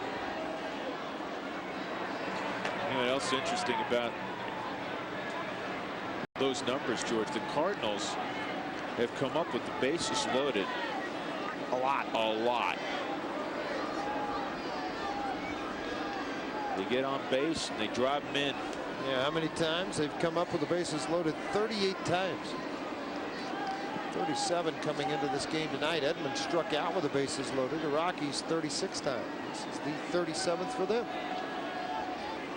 That's a bunch. I didn't realize it was that close. I thought it'd be a larger disparity, actually. Yeah, 37 now for the Rockies, 38 for the Cardinals. You know, the Cardinals lead the National League in runs scored. 1 ball and 2 strikes on Sullivan. The base is full of Rockies. Inside 2-2. And again La Russa. And now Marquez. And Marquis getting into it. Well, Tony doesn't like it. He's getting, you know, all of a sudden. You can't argue Marquez, balls and strikes. No, Marquez doesn't like it. I mean, pitchers bark all the time. They really do. But Tony is trying to protect his pitcher more than anything right now. Well, the pitch is inside. He's already kicked out Dave Duncan for arguing inside outside. It wasn't up and down, and Marquez said the ball's inside. And you look back at it. And that pitch is inside. It is inside, and you see a lot of times batters sell it too to get the ball called by jumping back.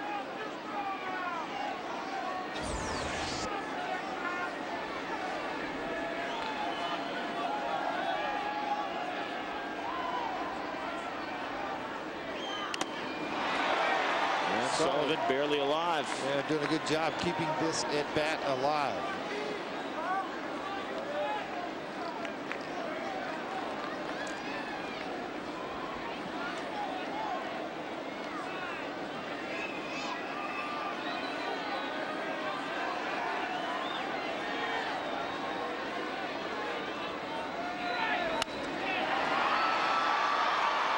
Eckstein, he's not going to get anybody. He looked to Nunez and realized he didn't have a play there. Good jump by Klosser. Now, the reason he didn't have a play at second because of where Nunez was playing the positioning on Sullivan. He was way over on the grass and deep behind second. See, look how far over he is.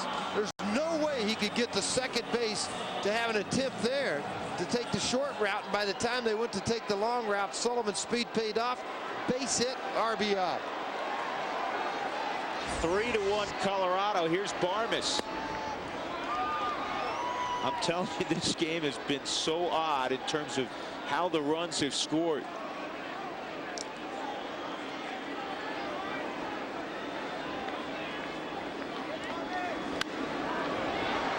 Is that a mental mistake on Eckstein's part? No. All it is, you just lose a little bit of train of thought here thinking, all right, where do we set up defensively? Eckstein's an American League guy that hasn't played in the National League. You've got a guy at the plate that's 4 for 14 as a pinch hitter, 286 average, that you're worried about what he's going to do. Is he a pull hitter? Is it a changeup? So the positioning of your infield, Eckstein's thinking, I've never seen this guy to grab it. Just natural instinct, go the short route to get him. Well, but that's a mental mistake. He's got to know where his second baseman's playing. But my point is, he being an American League guy, he's not a National League guy to where he's seen Sullivan or he's watched the scouting reports or we're pitching him this way. He should have thought about it. I mean, this is a game that, are you kidding me? The number of errors. This ball drilled to the gap in left center, but it's going to be cut off by Edmonds. That would have cleared the bases. All the errors these in this ball game surprise you, particularly by the Cardinals.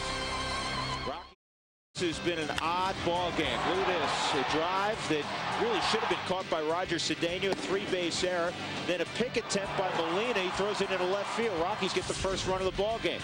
In the 6th inning, Jamie Wright with 2 outs going to get out of it, right? Ground ball Desi Relaford, except Desi throws high to help. And a run comes around. So it's 1-1. And then a wild pitch allows Preston Wilson with 2 outs to scamper home to make it 2-1. And then a routine ground ball to Eckstein. He tries to go the short way. That's not there. And his throw too late for Sullivan at first. An infield hit. 3-1 as Matt Holliday scores. And now the Rockies debut. for Matt Anderson. First time he's been on a big league mound since September 25th, 2003, when he's throwing for the Tigers against the Minnesota Twins. He's got a big arm still.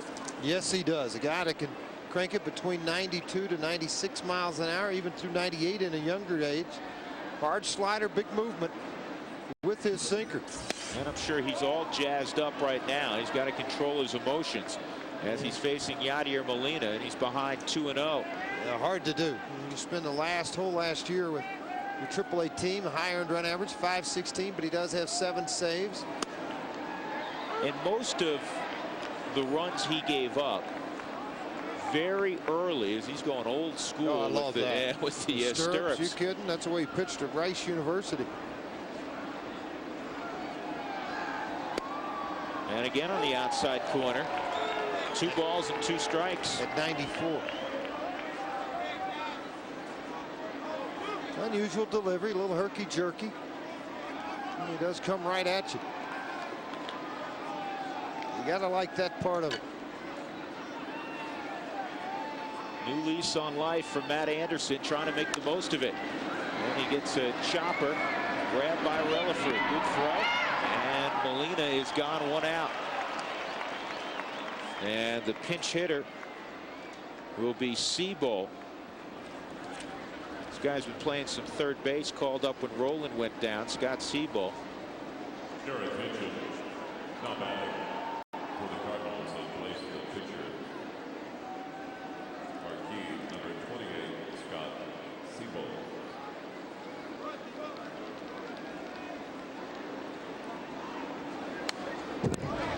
That fastball at 96 miles an hour. Crank it on up. I like it.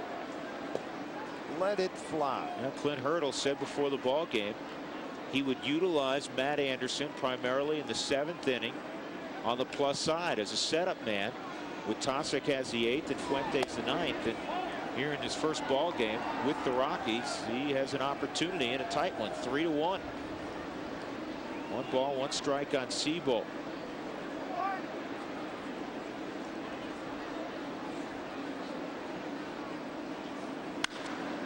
On the ground at Desi Relaford. A little tougher chance. And he lobs it over and gets Seabold. 2 gone. Let's again pay a visit to our studio with Dave Benz. Dave. Hey, Drew, the Red Sox took 2 out of 3 from the Yankees in the Bronx this weekend, but not so good today against the Orioles. David Newhan, a 3-2 pitch goes over the wall for a grand slam, the first of his career. Always going to win it 8-1. That's a guy that had been up and down. And last year, George, we saw Newhan, and he stuck with Baltimore from midseason on, and he's been very productive. 2 outs and a quick strike on Eckstein. Yeah, I like to see it. 9 pitches, 6 strikes. Fastball at 96 again. These two ought to be familiar with each other. They're from the American League days. It's lined, late foul, 0-2. And again, Matt Anderson's one of those guys you hope has success. And the reason I say that, because he has such a strong arm. He came out of Rice, as Drew mentioned, the #1 pick. Gave a large signing bonus by Detroit, $2 million plus. Had success, 4-year contract, and everything came easy. And all of a sudden, things just got a little hard for him. He didn't really know how to handle it. Back on the right track. Called numerous ball clubs trying to find a job. I know Gene Bennett said they talked about him in January with the Cincinnati Reds. There was a number of teams that he talked to trying to find work. The Rockies gave it to him, a late invite to spring training. I told him in the hallway today, I said, I saw you in camp, man, you were blowing. And he was. I mean, I'm telling you what, this kid was firing in minor league camp. He had a whole new attitude about the game of baseball. It's glad to see it to be rewarded here at the big leagues. Well, with the slider there, George, he missed 2 balls, 2 strikes. Jaywood Tosic starting to limber up. He'll have the 8th inning. Clint Hurdle's club ahead 3-1 over the St. Louis Cardinals, owners of the best record in the National League.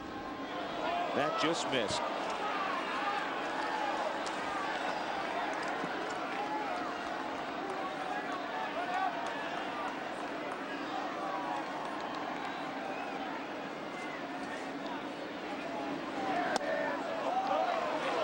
Rockies Eckstein. That'll bring up Cedeno. Here's something interesting very quickly as Bob Apodaca comes out. Doug Marino has compiled a list of all the pitchers selected #1 since the draft. The June draft was installed in the 60s. David Clyde, 1973, 5 years in the big leagues, went 18-33. 4.63 ERA. 76. Floyd Bannister. He pitched a long time, 15 years, won 134 ball games, but he was under 500 because he lost 143. Mike Moore won 161, lost 176. He was #1 in overall in 81. Tim Belcher, 14 years in the big leagues, 146 and 140. Andy Bennis in 88, won 150 games. 89. Ben McDonald. His career never reached a high stature. 78 and 70. Brian Taylor, the Yankees #1 in 91, had problems off the field. Never reached the big leagues, period. Yeah, he had a lot of talent. The injuries got him too. Burgered up his shoulder. Well, I mean, Paul Wilson still pitching with the Reds, but he's 40 and 58 in his career with an ERA close to 5. Chris Benson, 50 and 54 in his career. Yeah, his will get a little on the other side shortly. He's pitched well for the Mets. I guess the point being is being the #1 overall pick as a pitcher does not necessarily guarantee you success. And certainly Belcher and Andy Bennis, Floyd Bannister, Mike Moore, they had nice careers. Yeah, they had great careers. Moore pitched in the World Series. Floyd Bannister was really on some teams with the White Sox that weren't very good. 0-2 on Cedeno. That's one of those ones where you can't pick it up. Cedeno can fly. There's bad luck. A swinging bunt, first and second, and now you have to deal with Pujols. The big key, the 2-out walk, got you into this position where you got to deal with Pujols with men on base. That ball just got out onto the grass and died.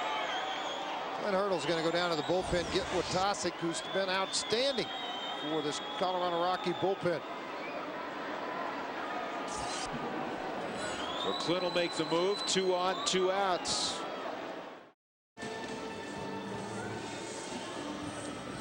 So Jay Watasic, who has been lights out in the month of May, will take the baseball, looking for the final out in the 7th inning. The Rockies trying to protect a 3-1 lead. Yeah, Watasic's been nails. I mean, there's no other way you could put it. This guy came in here, arm in shape, ready to go. 14th appearance for him, 235 earned run average, 15 1/3. 10 straight ball games without allowing an earned run over 12 2/3 innings. 16 strikeouts, just 6 walks.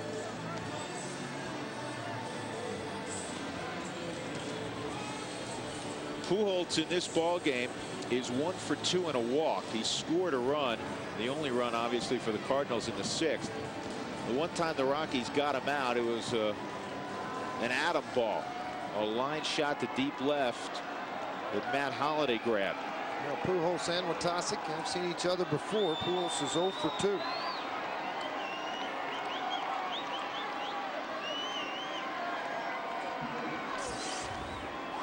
Fastball, paints it on the outside corner. That's been Watasic, George. I mean, there have been so few pitches over the last 11, 12 appearances by Watasic that have been center cut. Well, what you try to do, Drew, and Raleigh Fingers was early in his career, was outstanding, and even the latter part of it. Dennis Eckersley, the same thing. They live on the outside corner. They very rarely came in unless it was to knock you down or put you back off of the plate. In late ball games here, I think you've got to live to that outside part of the plate, and that's what Watasic's done such a great job of. Not only out, but down. They'll go right back to that slider in the same location. 0-2 ahead of Pujols. Eckstein and Cedeno aboard. Showed him the heat. 1-2. Setup pitch. Well, you try to think he's going to chase a normal hitter. Maybe they would on an 0-2 count. This guy's not normal. Pujols, very good eye, very disciplined at the plate.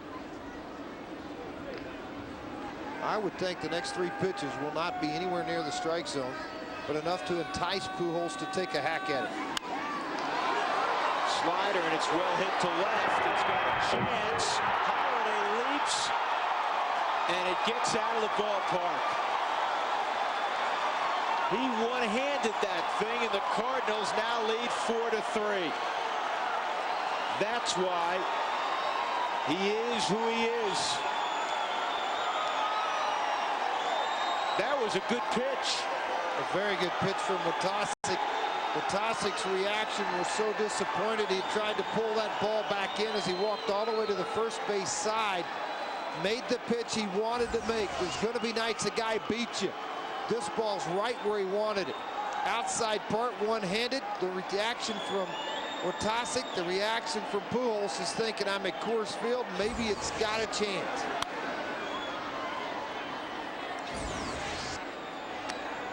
The ball leaves the yard. You just such a strong man, Albert Pujols. Holiday gave it a run. Looked like it hit right on top of the yellow fence and up into the seats.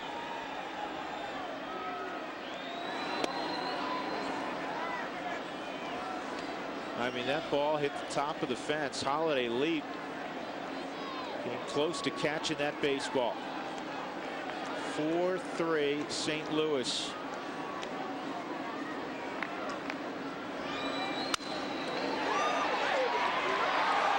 Luis, what a play. He throws out Edmonds. That was a beautiful play by Luis Gonzalez. But in the inning, Albert Pujols hits a 2-out, 3-run home run, one-handed, and the Cardinals have a... Albert Pujols, a 3-run home run as we go to the bottom of the 7th inning. The Cardinals have their first lead of the ball game. They're up 4-3. Bradley Thompson comes out of the bullpen, and his first pitch to Luis Gonzalez almost hits him. So Taguchi has come in for Roger Cedeno.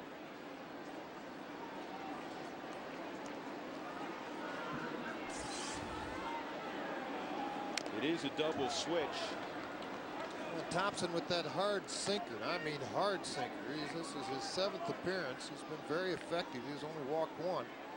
Made his major league debut on May 8th. Save, 3 innings pitched versus the Padres. Only 1 walk in 10 of the 3rd innings.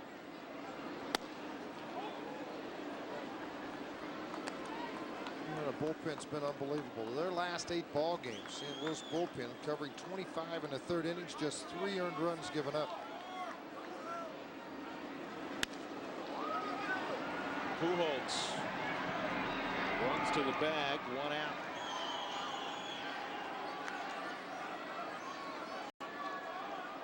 Well, this kid Thompson, George, did you see what he did in the Southern League last year? 2nd year of pro ball. 49 consecutive scoreless innings.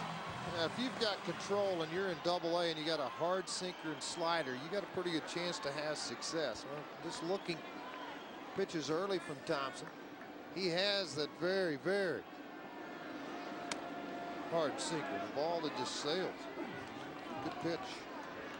Good stuff.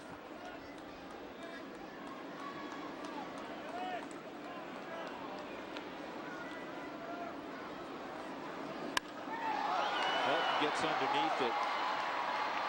Edmonds in center field, and Taguchi, and it'll be Edmonds.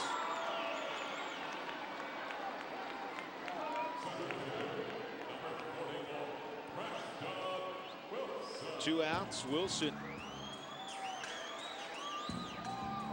Preston, 2 walks and a ground out in the ball game.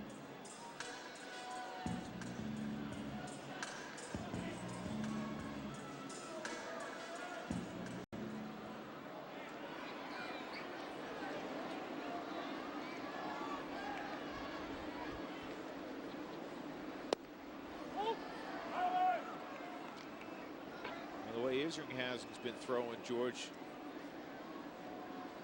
It's got to happen here or the 8th inning. Yeah, Isringhausen 14 of 14 save opportunities, and earned run average of 0.55. That's really good. That is really good.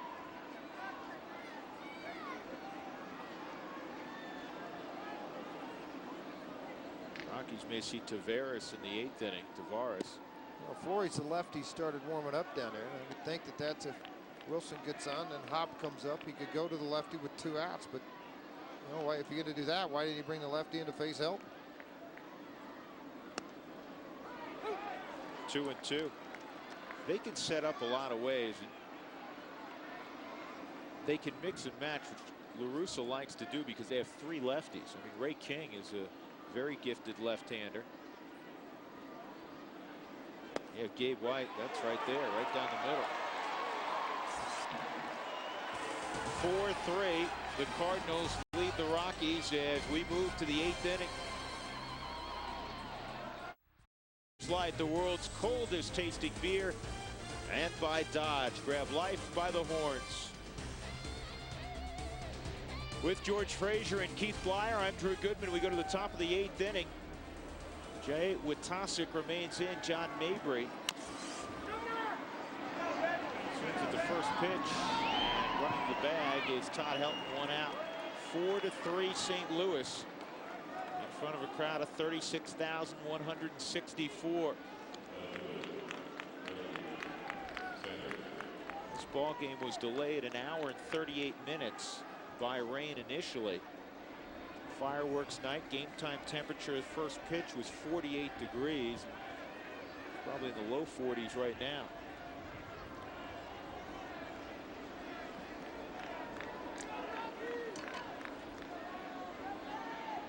Reggie Sanders 0 for 3. He was aboard on the error in the 6th inning by Desi Relaford that forced in the first run for the Cardinals. Pujols was at third.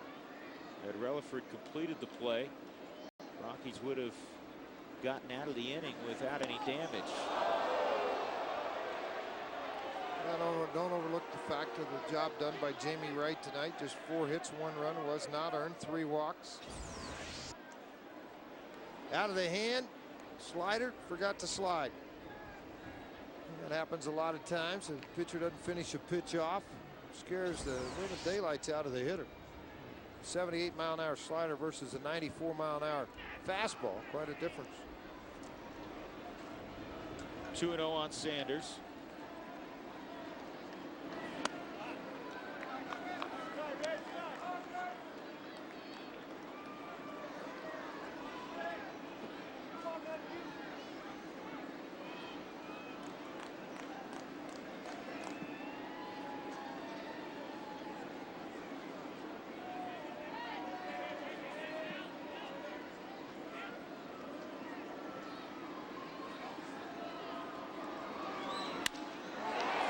Swinging, and it's driven to left for a base hit by Sanders. Let's check in with Keith Blyer. Well, Drew, baseball fans know all about the 7th inning stretch at games. For the Rockies at Coors Field this season, it's been more like the 7th inning stench. I hate to say it, but after that 3-run homer by Albert Pujols, the Rockies have now been outscored in the 7th inning of games at Coors Field this season, 30-12. At one point, it was 22-0. And it's a huge factor, obviously, because the Rockies would like to be leading after 7. They're 12-1 when they're leading after 7. They are 1-28 when trailing after 7. And Nunez rips one down the third base line, Drew. Sanders coming toward the plate. Here's the throw. And it's not in time. A run-scoring double by Nunez makes it 5-3.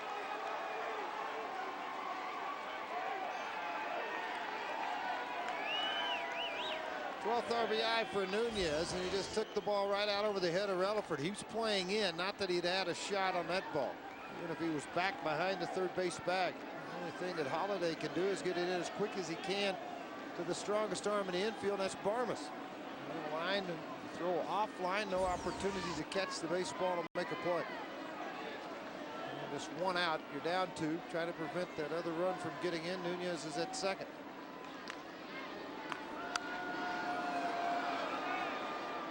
Molina fouls it off. And you'll see fielders on relays, George, throw the ball on 1 hop. It's got to be 1 hop that a fielder on the receiving end can handle. Can't be a short hop. It can't be a short hop. I mean, in that situation, all Klosser could do was block the baseball. It's either got to get there on the fly or it's got to be Plus, a it was distant offline. hop. When it's offline, too, it makes it that much harder for a catcher to stay on the baseball. His first priority. The right-hander Neal now warming up. And listen, Ohtani's going to have a night like this. All relievers do. It's frustrating as it can be. You're going to have nights like this. You just don't want their pitch count to get so high that then you lose them for tomorrow's ball game. He has been really the main part of that cog of that bullpen and its success as you look at Neal throwing the bullpen. Ohtani's been outstanding. Strike 3. Second out of the inning. Now Taguchi will come up. The right fielder who stepped in for Cedeno last inning. This guy's been with the Cardinals the last couple of years. Very valuable defensively, and his offense picked up somewhat last year. Yeah, that's how La Russa has utilized him, as late inning replacements. Probably not in the ball game though if Walker's healthy.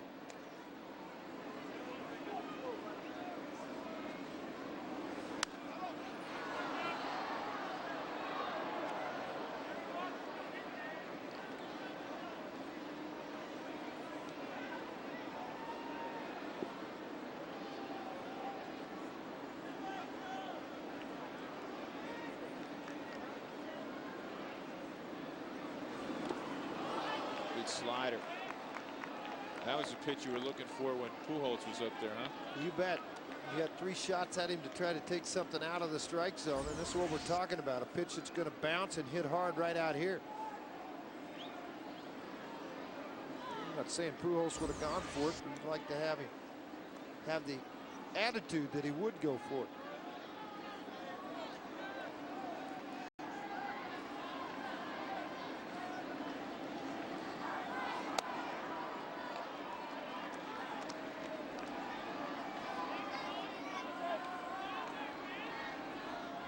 Taguchi, a star player in Japan. What's interesting about Taguchi is he was sent down at one point by the Cardinals. Players that come over from the Far East don't generally spend time in the minor leagues. If they spend time in the minor leagues, they probably figure out, go back to my homeland and play over there. Who holds the difference in this ball game? He's the difference in so many games the Cardinals participate in. A 3-run home run last inning. This is popped up on the infield. And Barmes has it for the 3rd out. The Cardinals add a run. Sanders singles. Nunez doubles them home 5-3. Hop, Holiday, and Desi Relaford. Relaford has been aboard all 3 times in the ball game. The Rockies. Watching FSN Rocky Mountain. Hop swings at the first pitch and lines it off the top of the fence in left field. And it was returned so quickly by Reggie Sanders that it is a 375-foot single. And I think Brad Hop thought that ball was out of the ballpark when it left his bat. I really do. It was a high fastball with his power, good extension. Sanders looks at it. That hit on the screen in the fence. Watch Hop when it leaves his bat. Thinking about it and has to recognize and turn it up a notch and start to head into second. Made the right choice to get back to the bag at first base. He made the right choice after making the wrong choice. Unless it's a no-doubter, he's got to go from the get-go, if you know what I mean. Yeah, well, you just thought he tied the ball game up. I did. When it left his bat, I thought it was gone. I'm sorry, he pulled the Rockies to within 1.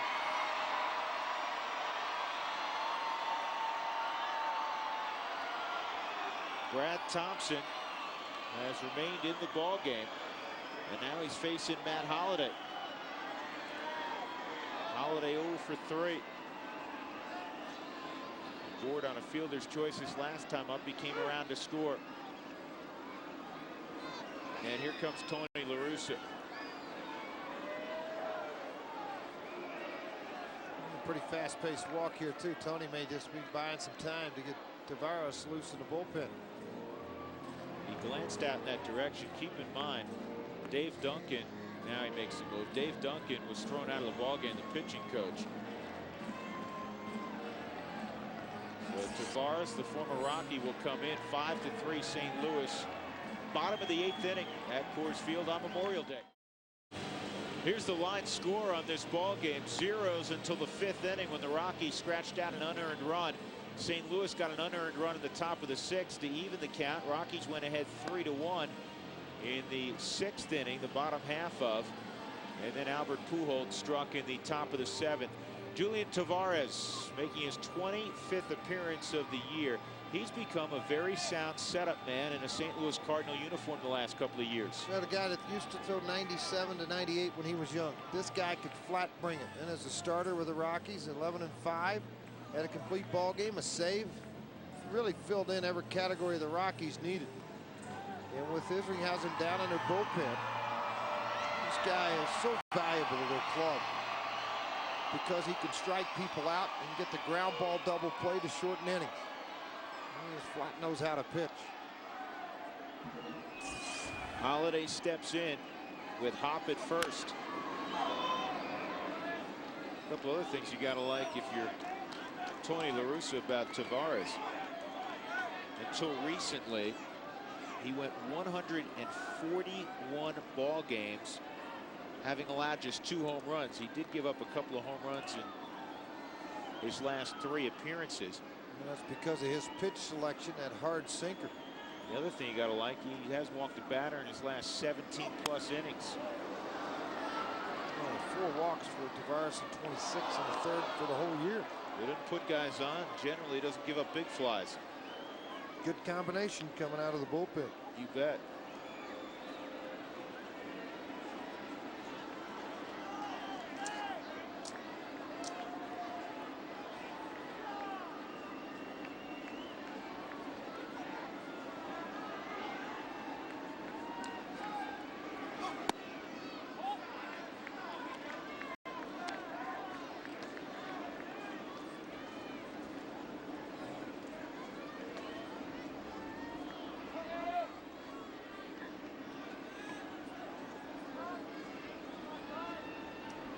Rockies trying to put something together offensively. They trail by a couple of runs in the 8th.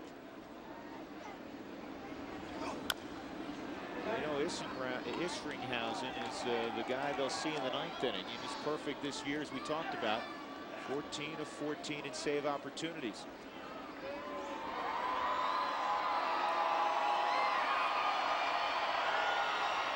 But Isringhausen has given up all of 1 run this entire year. That came back on April 10th against the Phillies. He's been this year's version of Eric Gagne.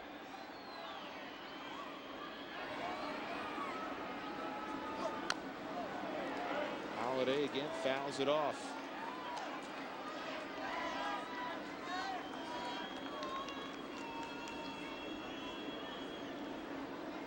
Jason Jennings tomorrow against Mark Mulder, and I'm looking forward to seeing Mulder. Such great success with the Oakland A's. He's had great success so far in his first year in the National League with the Cards. So the Rockies can change that a little bit. They beat up his buddy now at Atlanta earlier this year. Tim Hudson. Yep. What was Oakland thinking about him? Hudson and Mulder both gone off that ball club. Are you kidding me? And a base hit the other way for Holiday. 2 on, nobody out for Desi Relaford.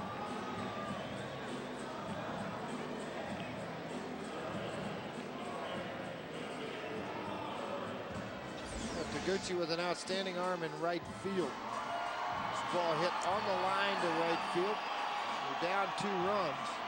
Hop had to wait on the ball to get by him at first base. Didn't want to take the gamble.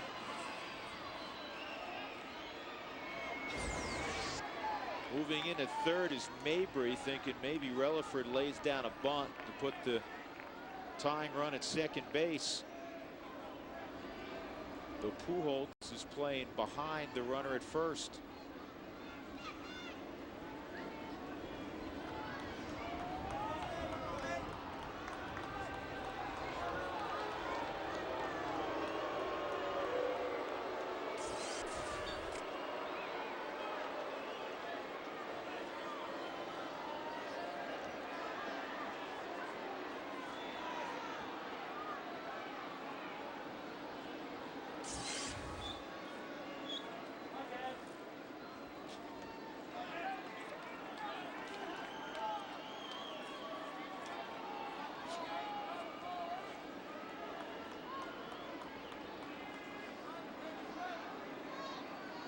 Tavares with the Rockies in 2011 and 5 with a 4.43 ERA. This ball fouled off down the right field line. Yeah, very successful at Coors Field over his career. 38 games, a 4-2 record, a 4.55 earned run average. It's good numbers. Yeah. That year with the Rockies, George, he had 51 appearances. He had 12 starts, including a complete game.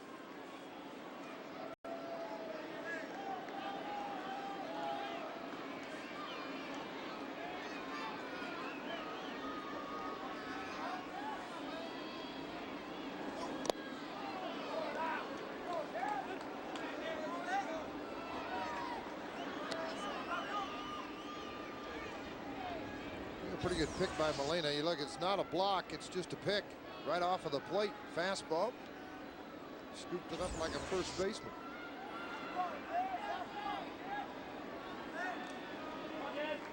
Did they all get catcher's equipment for Christmas on their 5th birthday or something? The Molina boys. 1 ball and 1 strike. And now Desi turns, bunts it pretty hard. Tavares thought about third base, and he gets the out at first. So the Rockies move the runners up on the sacrifice. Prosser will have a chance the first crack at driving him in.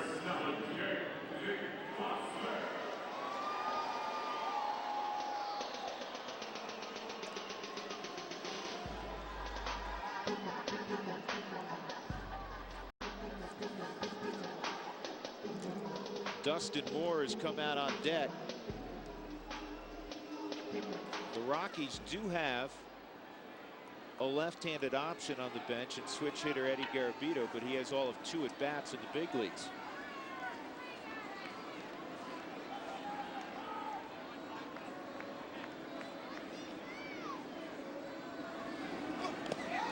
And this gets away. Second time tonight a wild pitch has scored a Rocky. Cobb comes home. Holiday to third. And a run will be charged to Thompson. It'll be an earned run because it is a wild pitch, not a pass ball. Third wild pitch. Man, oh man. This ball bounced way out in front of the home plate area. Ricocheted all the way up onto the screen off the glove of Molina. That's second or third time, though. You've watched him. He's trying to backhand stuff versus blocking it. He was successful picking one earlier in this inning, but now you typically see with guys at third base. And now the infield in. Plenty of opportunity here for Prosser. Fly ball will tie it up with 1 out.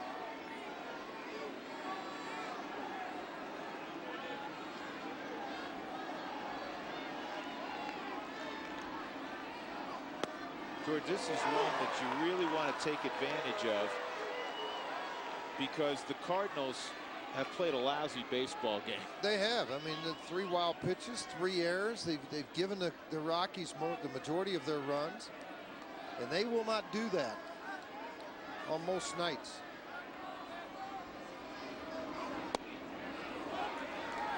Two and two.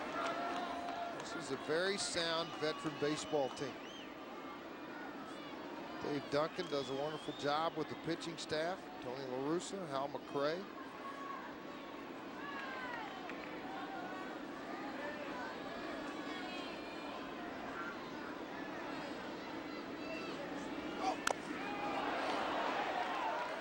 Prosser will live for another pitch. 2 balls and 2 strikes.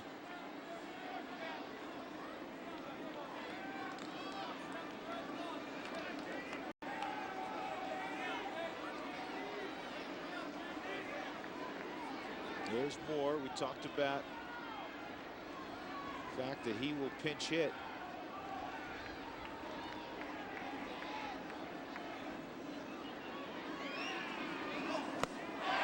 Good pitch by Tavares, and he fans Closser for the 2nd out.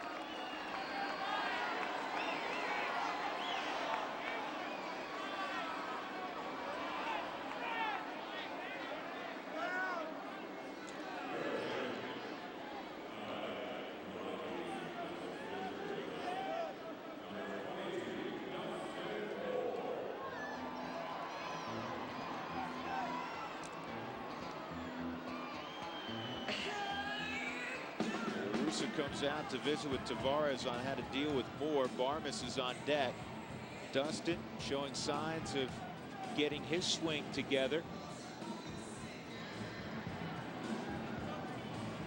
He's another one, George. You mentioned Preston Wilson.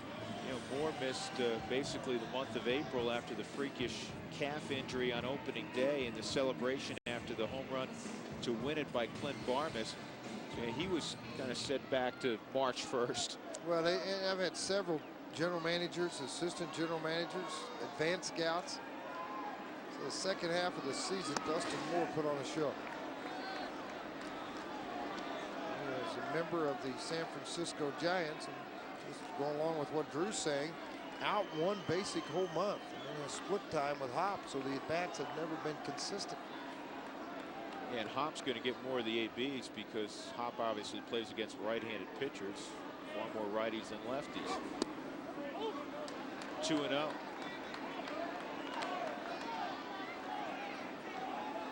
Just 14 starts so far this year for Moore.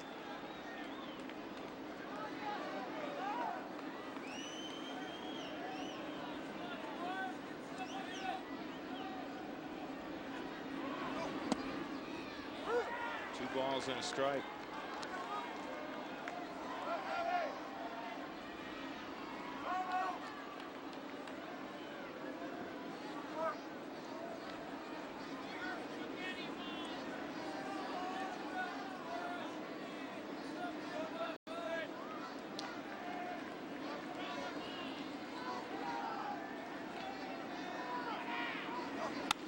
Line drive caught.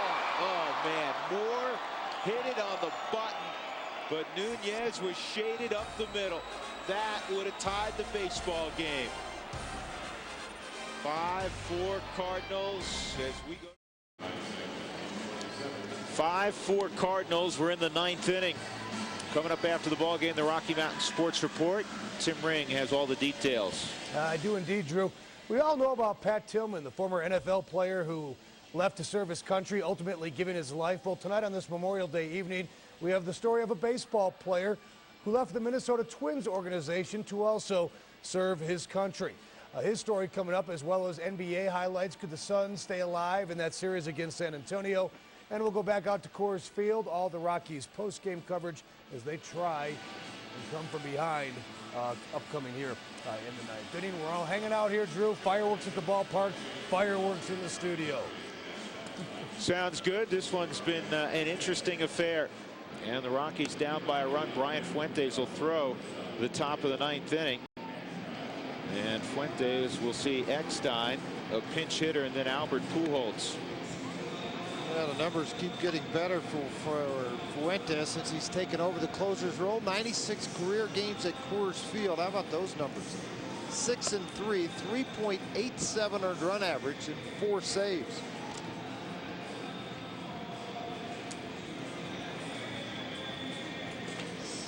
Well, keep it right where it is. The job of Brian Fuentes, and hope the Rockies can find a way to figure out Jason Isringhausen in the 9th inning.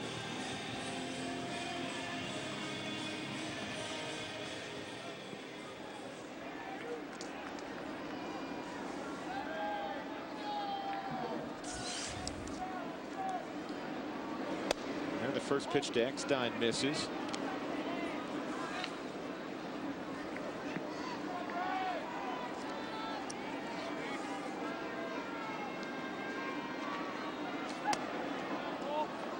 Two and 0.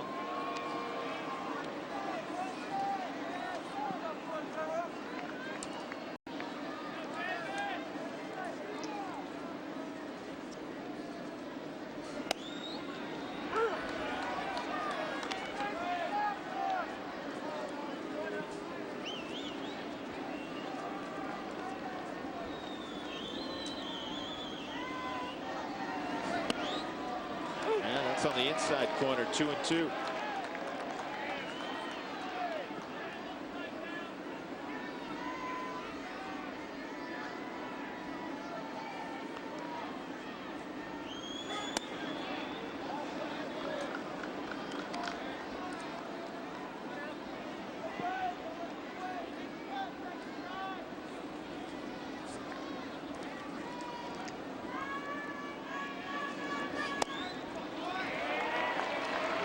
Fuentes walks Eckstein to lead off the ninth. And now Mark Grudzielanek will be the pinch hitter. Pretty much the everyday second baseman for the Cardinals. He replaced Tony Womack.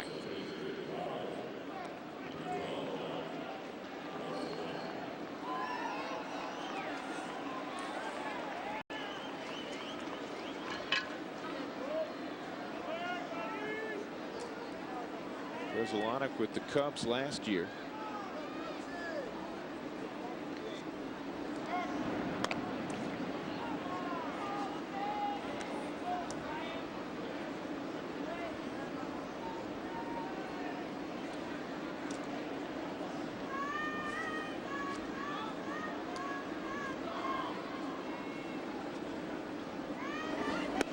Probably the only reason Grudzielanek didn't start tonight in his career against Jamie Wright, he was 3 for 32. And when you have that many at bats and you've produced that many outs, most managers will say that is a pattern. And there's enough data to believe that pattern may continue.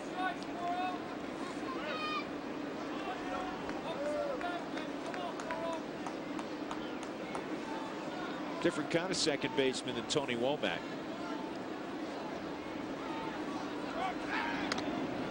Tony more of a base stealer, a slap and run guy offensively. Grudzielanek's a gap hitter. Doesn't have the same kind of speed, at least anymore. Grudzielanek stole some bases early on. Fuentes not even close so far. 2-1 count on Grudzielanek.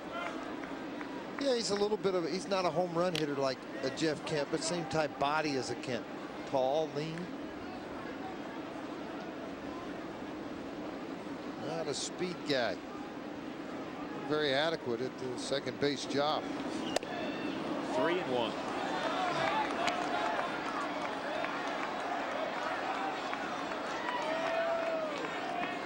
Hitting with runners in scoring position has been just tremendously disappointing for the Rockies this year. They're 1 for 9 tonight. And a drive base hit by Grudzielanek. Eckstein runs well. The throw by Hop. Out at third base. How about that? High tag. I didn't think they had a chance to get him. But Eckstein's out. Here comes La Russa to argue with Ted Barrett.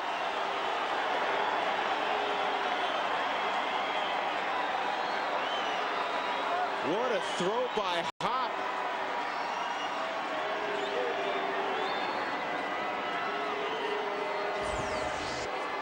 How about Brad Hop, the former first baseman, showing off this strong arm because of the way he took the route to the baseball, allowed him to put this ball on the money, and a quick tag by Relaford.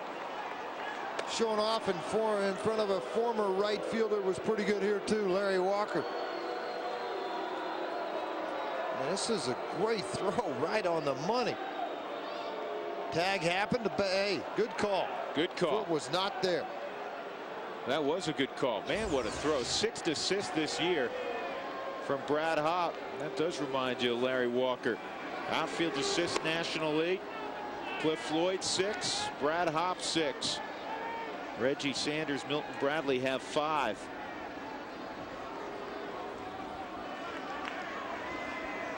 That was the first out of the inning. That was huge.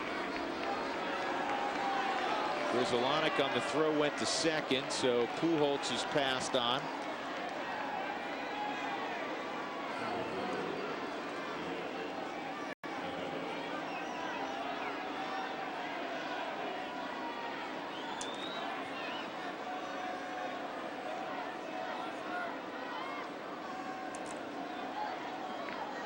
Edmonds in the game, 0 for 2 and 2 walks. Robbed of a hit his last time up by Gonzalez. Infield a double play depth, strike 1. It is imperative that Fuentes finds a way out of this mess and keeps it a 1-run ball game. The Rockies with the top of the order. Barmes will lead it off in the ninth. Isringhausen's numbers at this ballpark: 859 earned run average, just 2 saves in his career. He's given up 14 earned runs and 25 hits in just 14 2/3 innings. Just give your chance to win it late. Give your team that chance. He painted the block. Strike 3 on Edmonds. That'll work. 2 outs. Second time tonight, Edmonds, with men in scoring position, has struck out. Jamie Wright got him with the bases loaded in the 3rd inning. Fuentes here in the 9th. That is just flat, nasty heat right on the outside corner.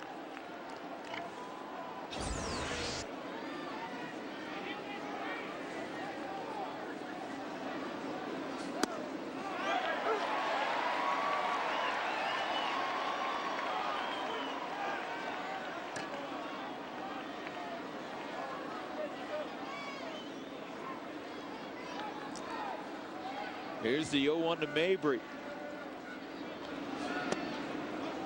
Sliders outside, 1-1.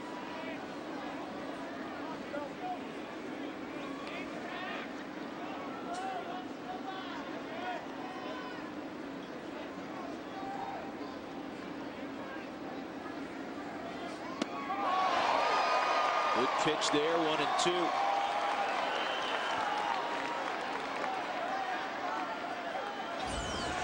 Yeah, take a slider, take a little bit off, create a lot of movement, and have a great position right on the outside part of the plate and down.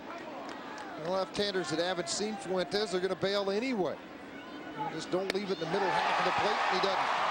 He overmatches Mabry. Fuentes works out of a jam with a little help from the left arm of Brad Hopp. We'll go to the bottom of the 9th inning. The Cardinals, bottom of the 9th inning. The Rockies will have the top of the order: Clint Barmas, Luis Gonzalez, Todd Helton to face Jason Isringhausen. Time for our Sonic Good replay of the game. Hopefully this is extremely important. This throw by Brad Hopp to cut down David Eckstein and perhaps prevent the Cardinals from tacking on an insurance run. It'll be very important, obviously, if the Rockies can get after Jason Isringhausen in the bottom of the 9th inning.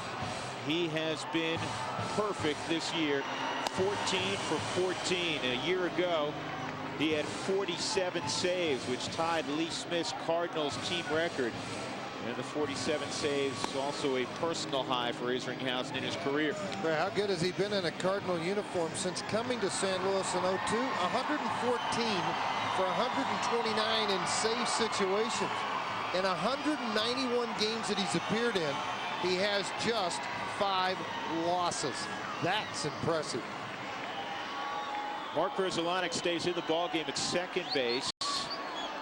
Nunez moves from second to third. Mabry comes out. Barmas 0 for 4, though he hit it hard his last time up. A line shot toward the gap in left center field that was cut off by Jim Edmonds, the Gold Glover.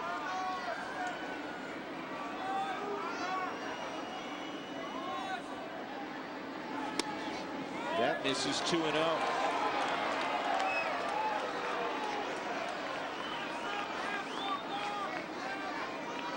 The opposition a year ago hit just 199 against Isringhausen. On the outside corner, and it's 2-1.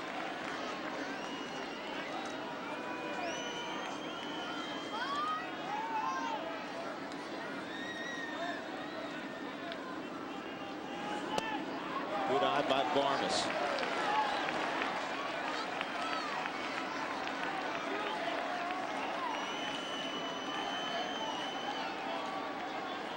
Not very many Rockies have seen Isringhausen. You look at the numbers, green. And this will be a base hit for Barmas. Good start. Great start for the Rockies.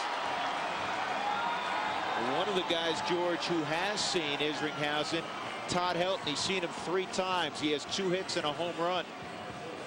I am really surprised, though. As long as Isringhausen has been around, I know the Cardinals are not inside the Rockies division. But you're right. I mean, Helton has seen him 3 times And that's it. I mean, Green 0 for 1. Miles, who's not active right now, 1 for 1. Moore 1 for 1. Wilson 0 for 1. Nobody's got many at bats against him.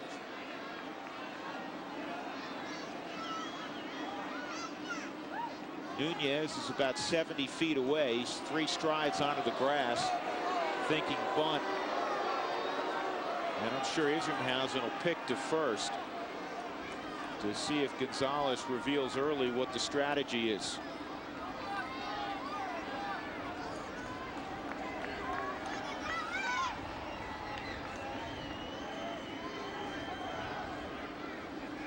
He does not, and the bunt is a good one.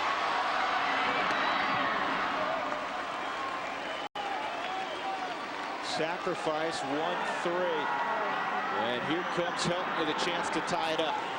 Yeah, the sacrifice, the only thing he opened you up for is that to walk out, but that's the go-ahead run. Can't do that in this ballpark. You got to pitch to him. I would think they're not going to pitch to him. Tony has confidence in his closer to go against Wilson and put the go-ahead run at first base. Something unusual that you see, but you've watched a lot of that tonight. But Helton with the numbers, 2 for 3. The home run, set up a double play. Why not do it? I see the point for it. I really do.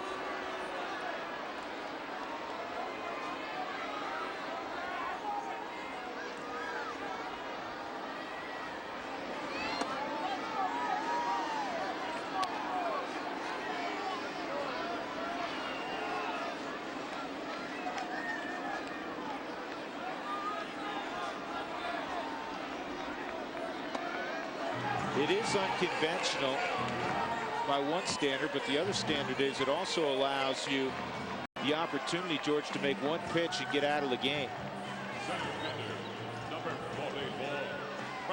Set up a force at every bag. Wilson 0 for 2, 2 walks in the game. He had a huge series in Chicago. Despite the fact that the Rockies lost 3 of 4, Wilson hit 3 home runs against the Cubs.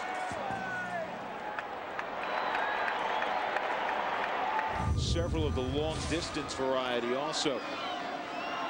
First and second against Isringhausen with 1 out in the bottom of the 9th. The Rockies deficient on the scoreboard by a single run. Wilson leading the club with 28 runs batted in. Barmes can run at second. He's the equalizer.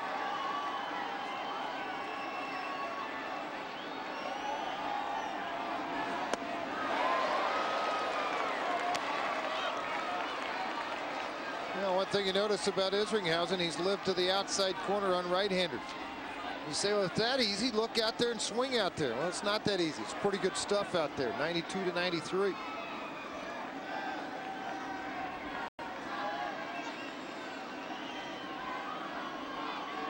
Lou Molina started to come inside, then it went outside. He's trying to bluff Wilson.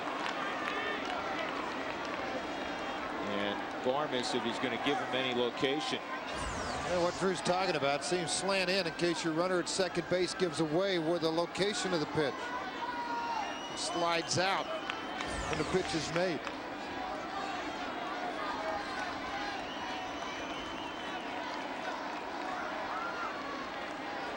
Hop to follow Wilson.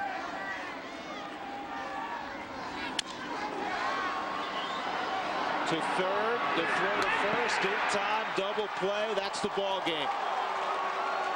The strategy pays off for La Russa, and the Cardinals win it 5-4. They come from 3-1 down late in the ball game to win it. Albert Pujols, the Gatorade player of the game. A 3-run home run against Jay Witasic that just barely made it over the left field wall, but it made it over. And the Cardinals win it 5-4. A glimpse as to why they are 33-17 now with the best record in the National League.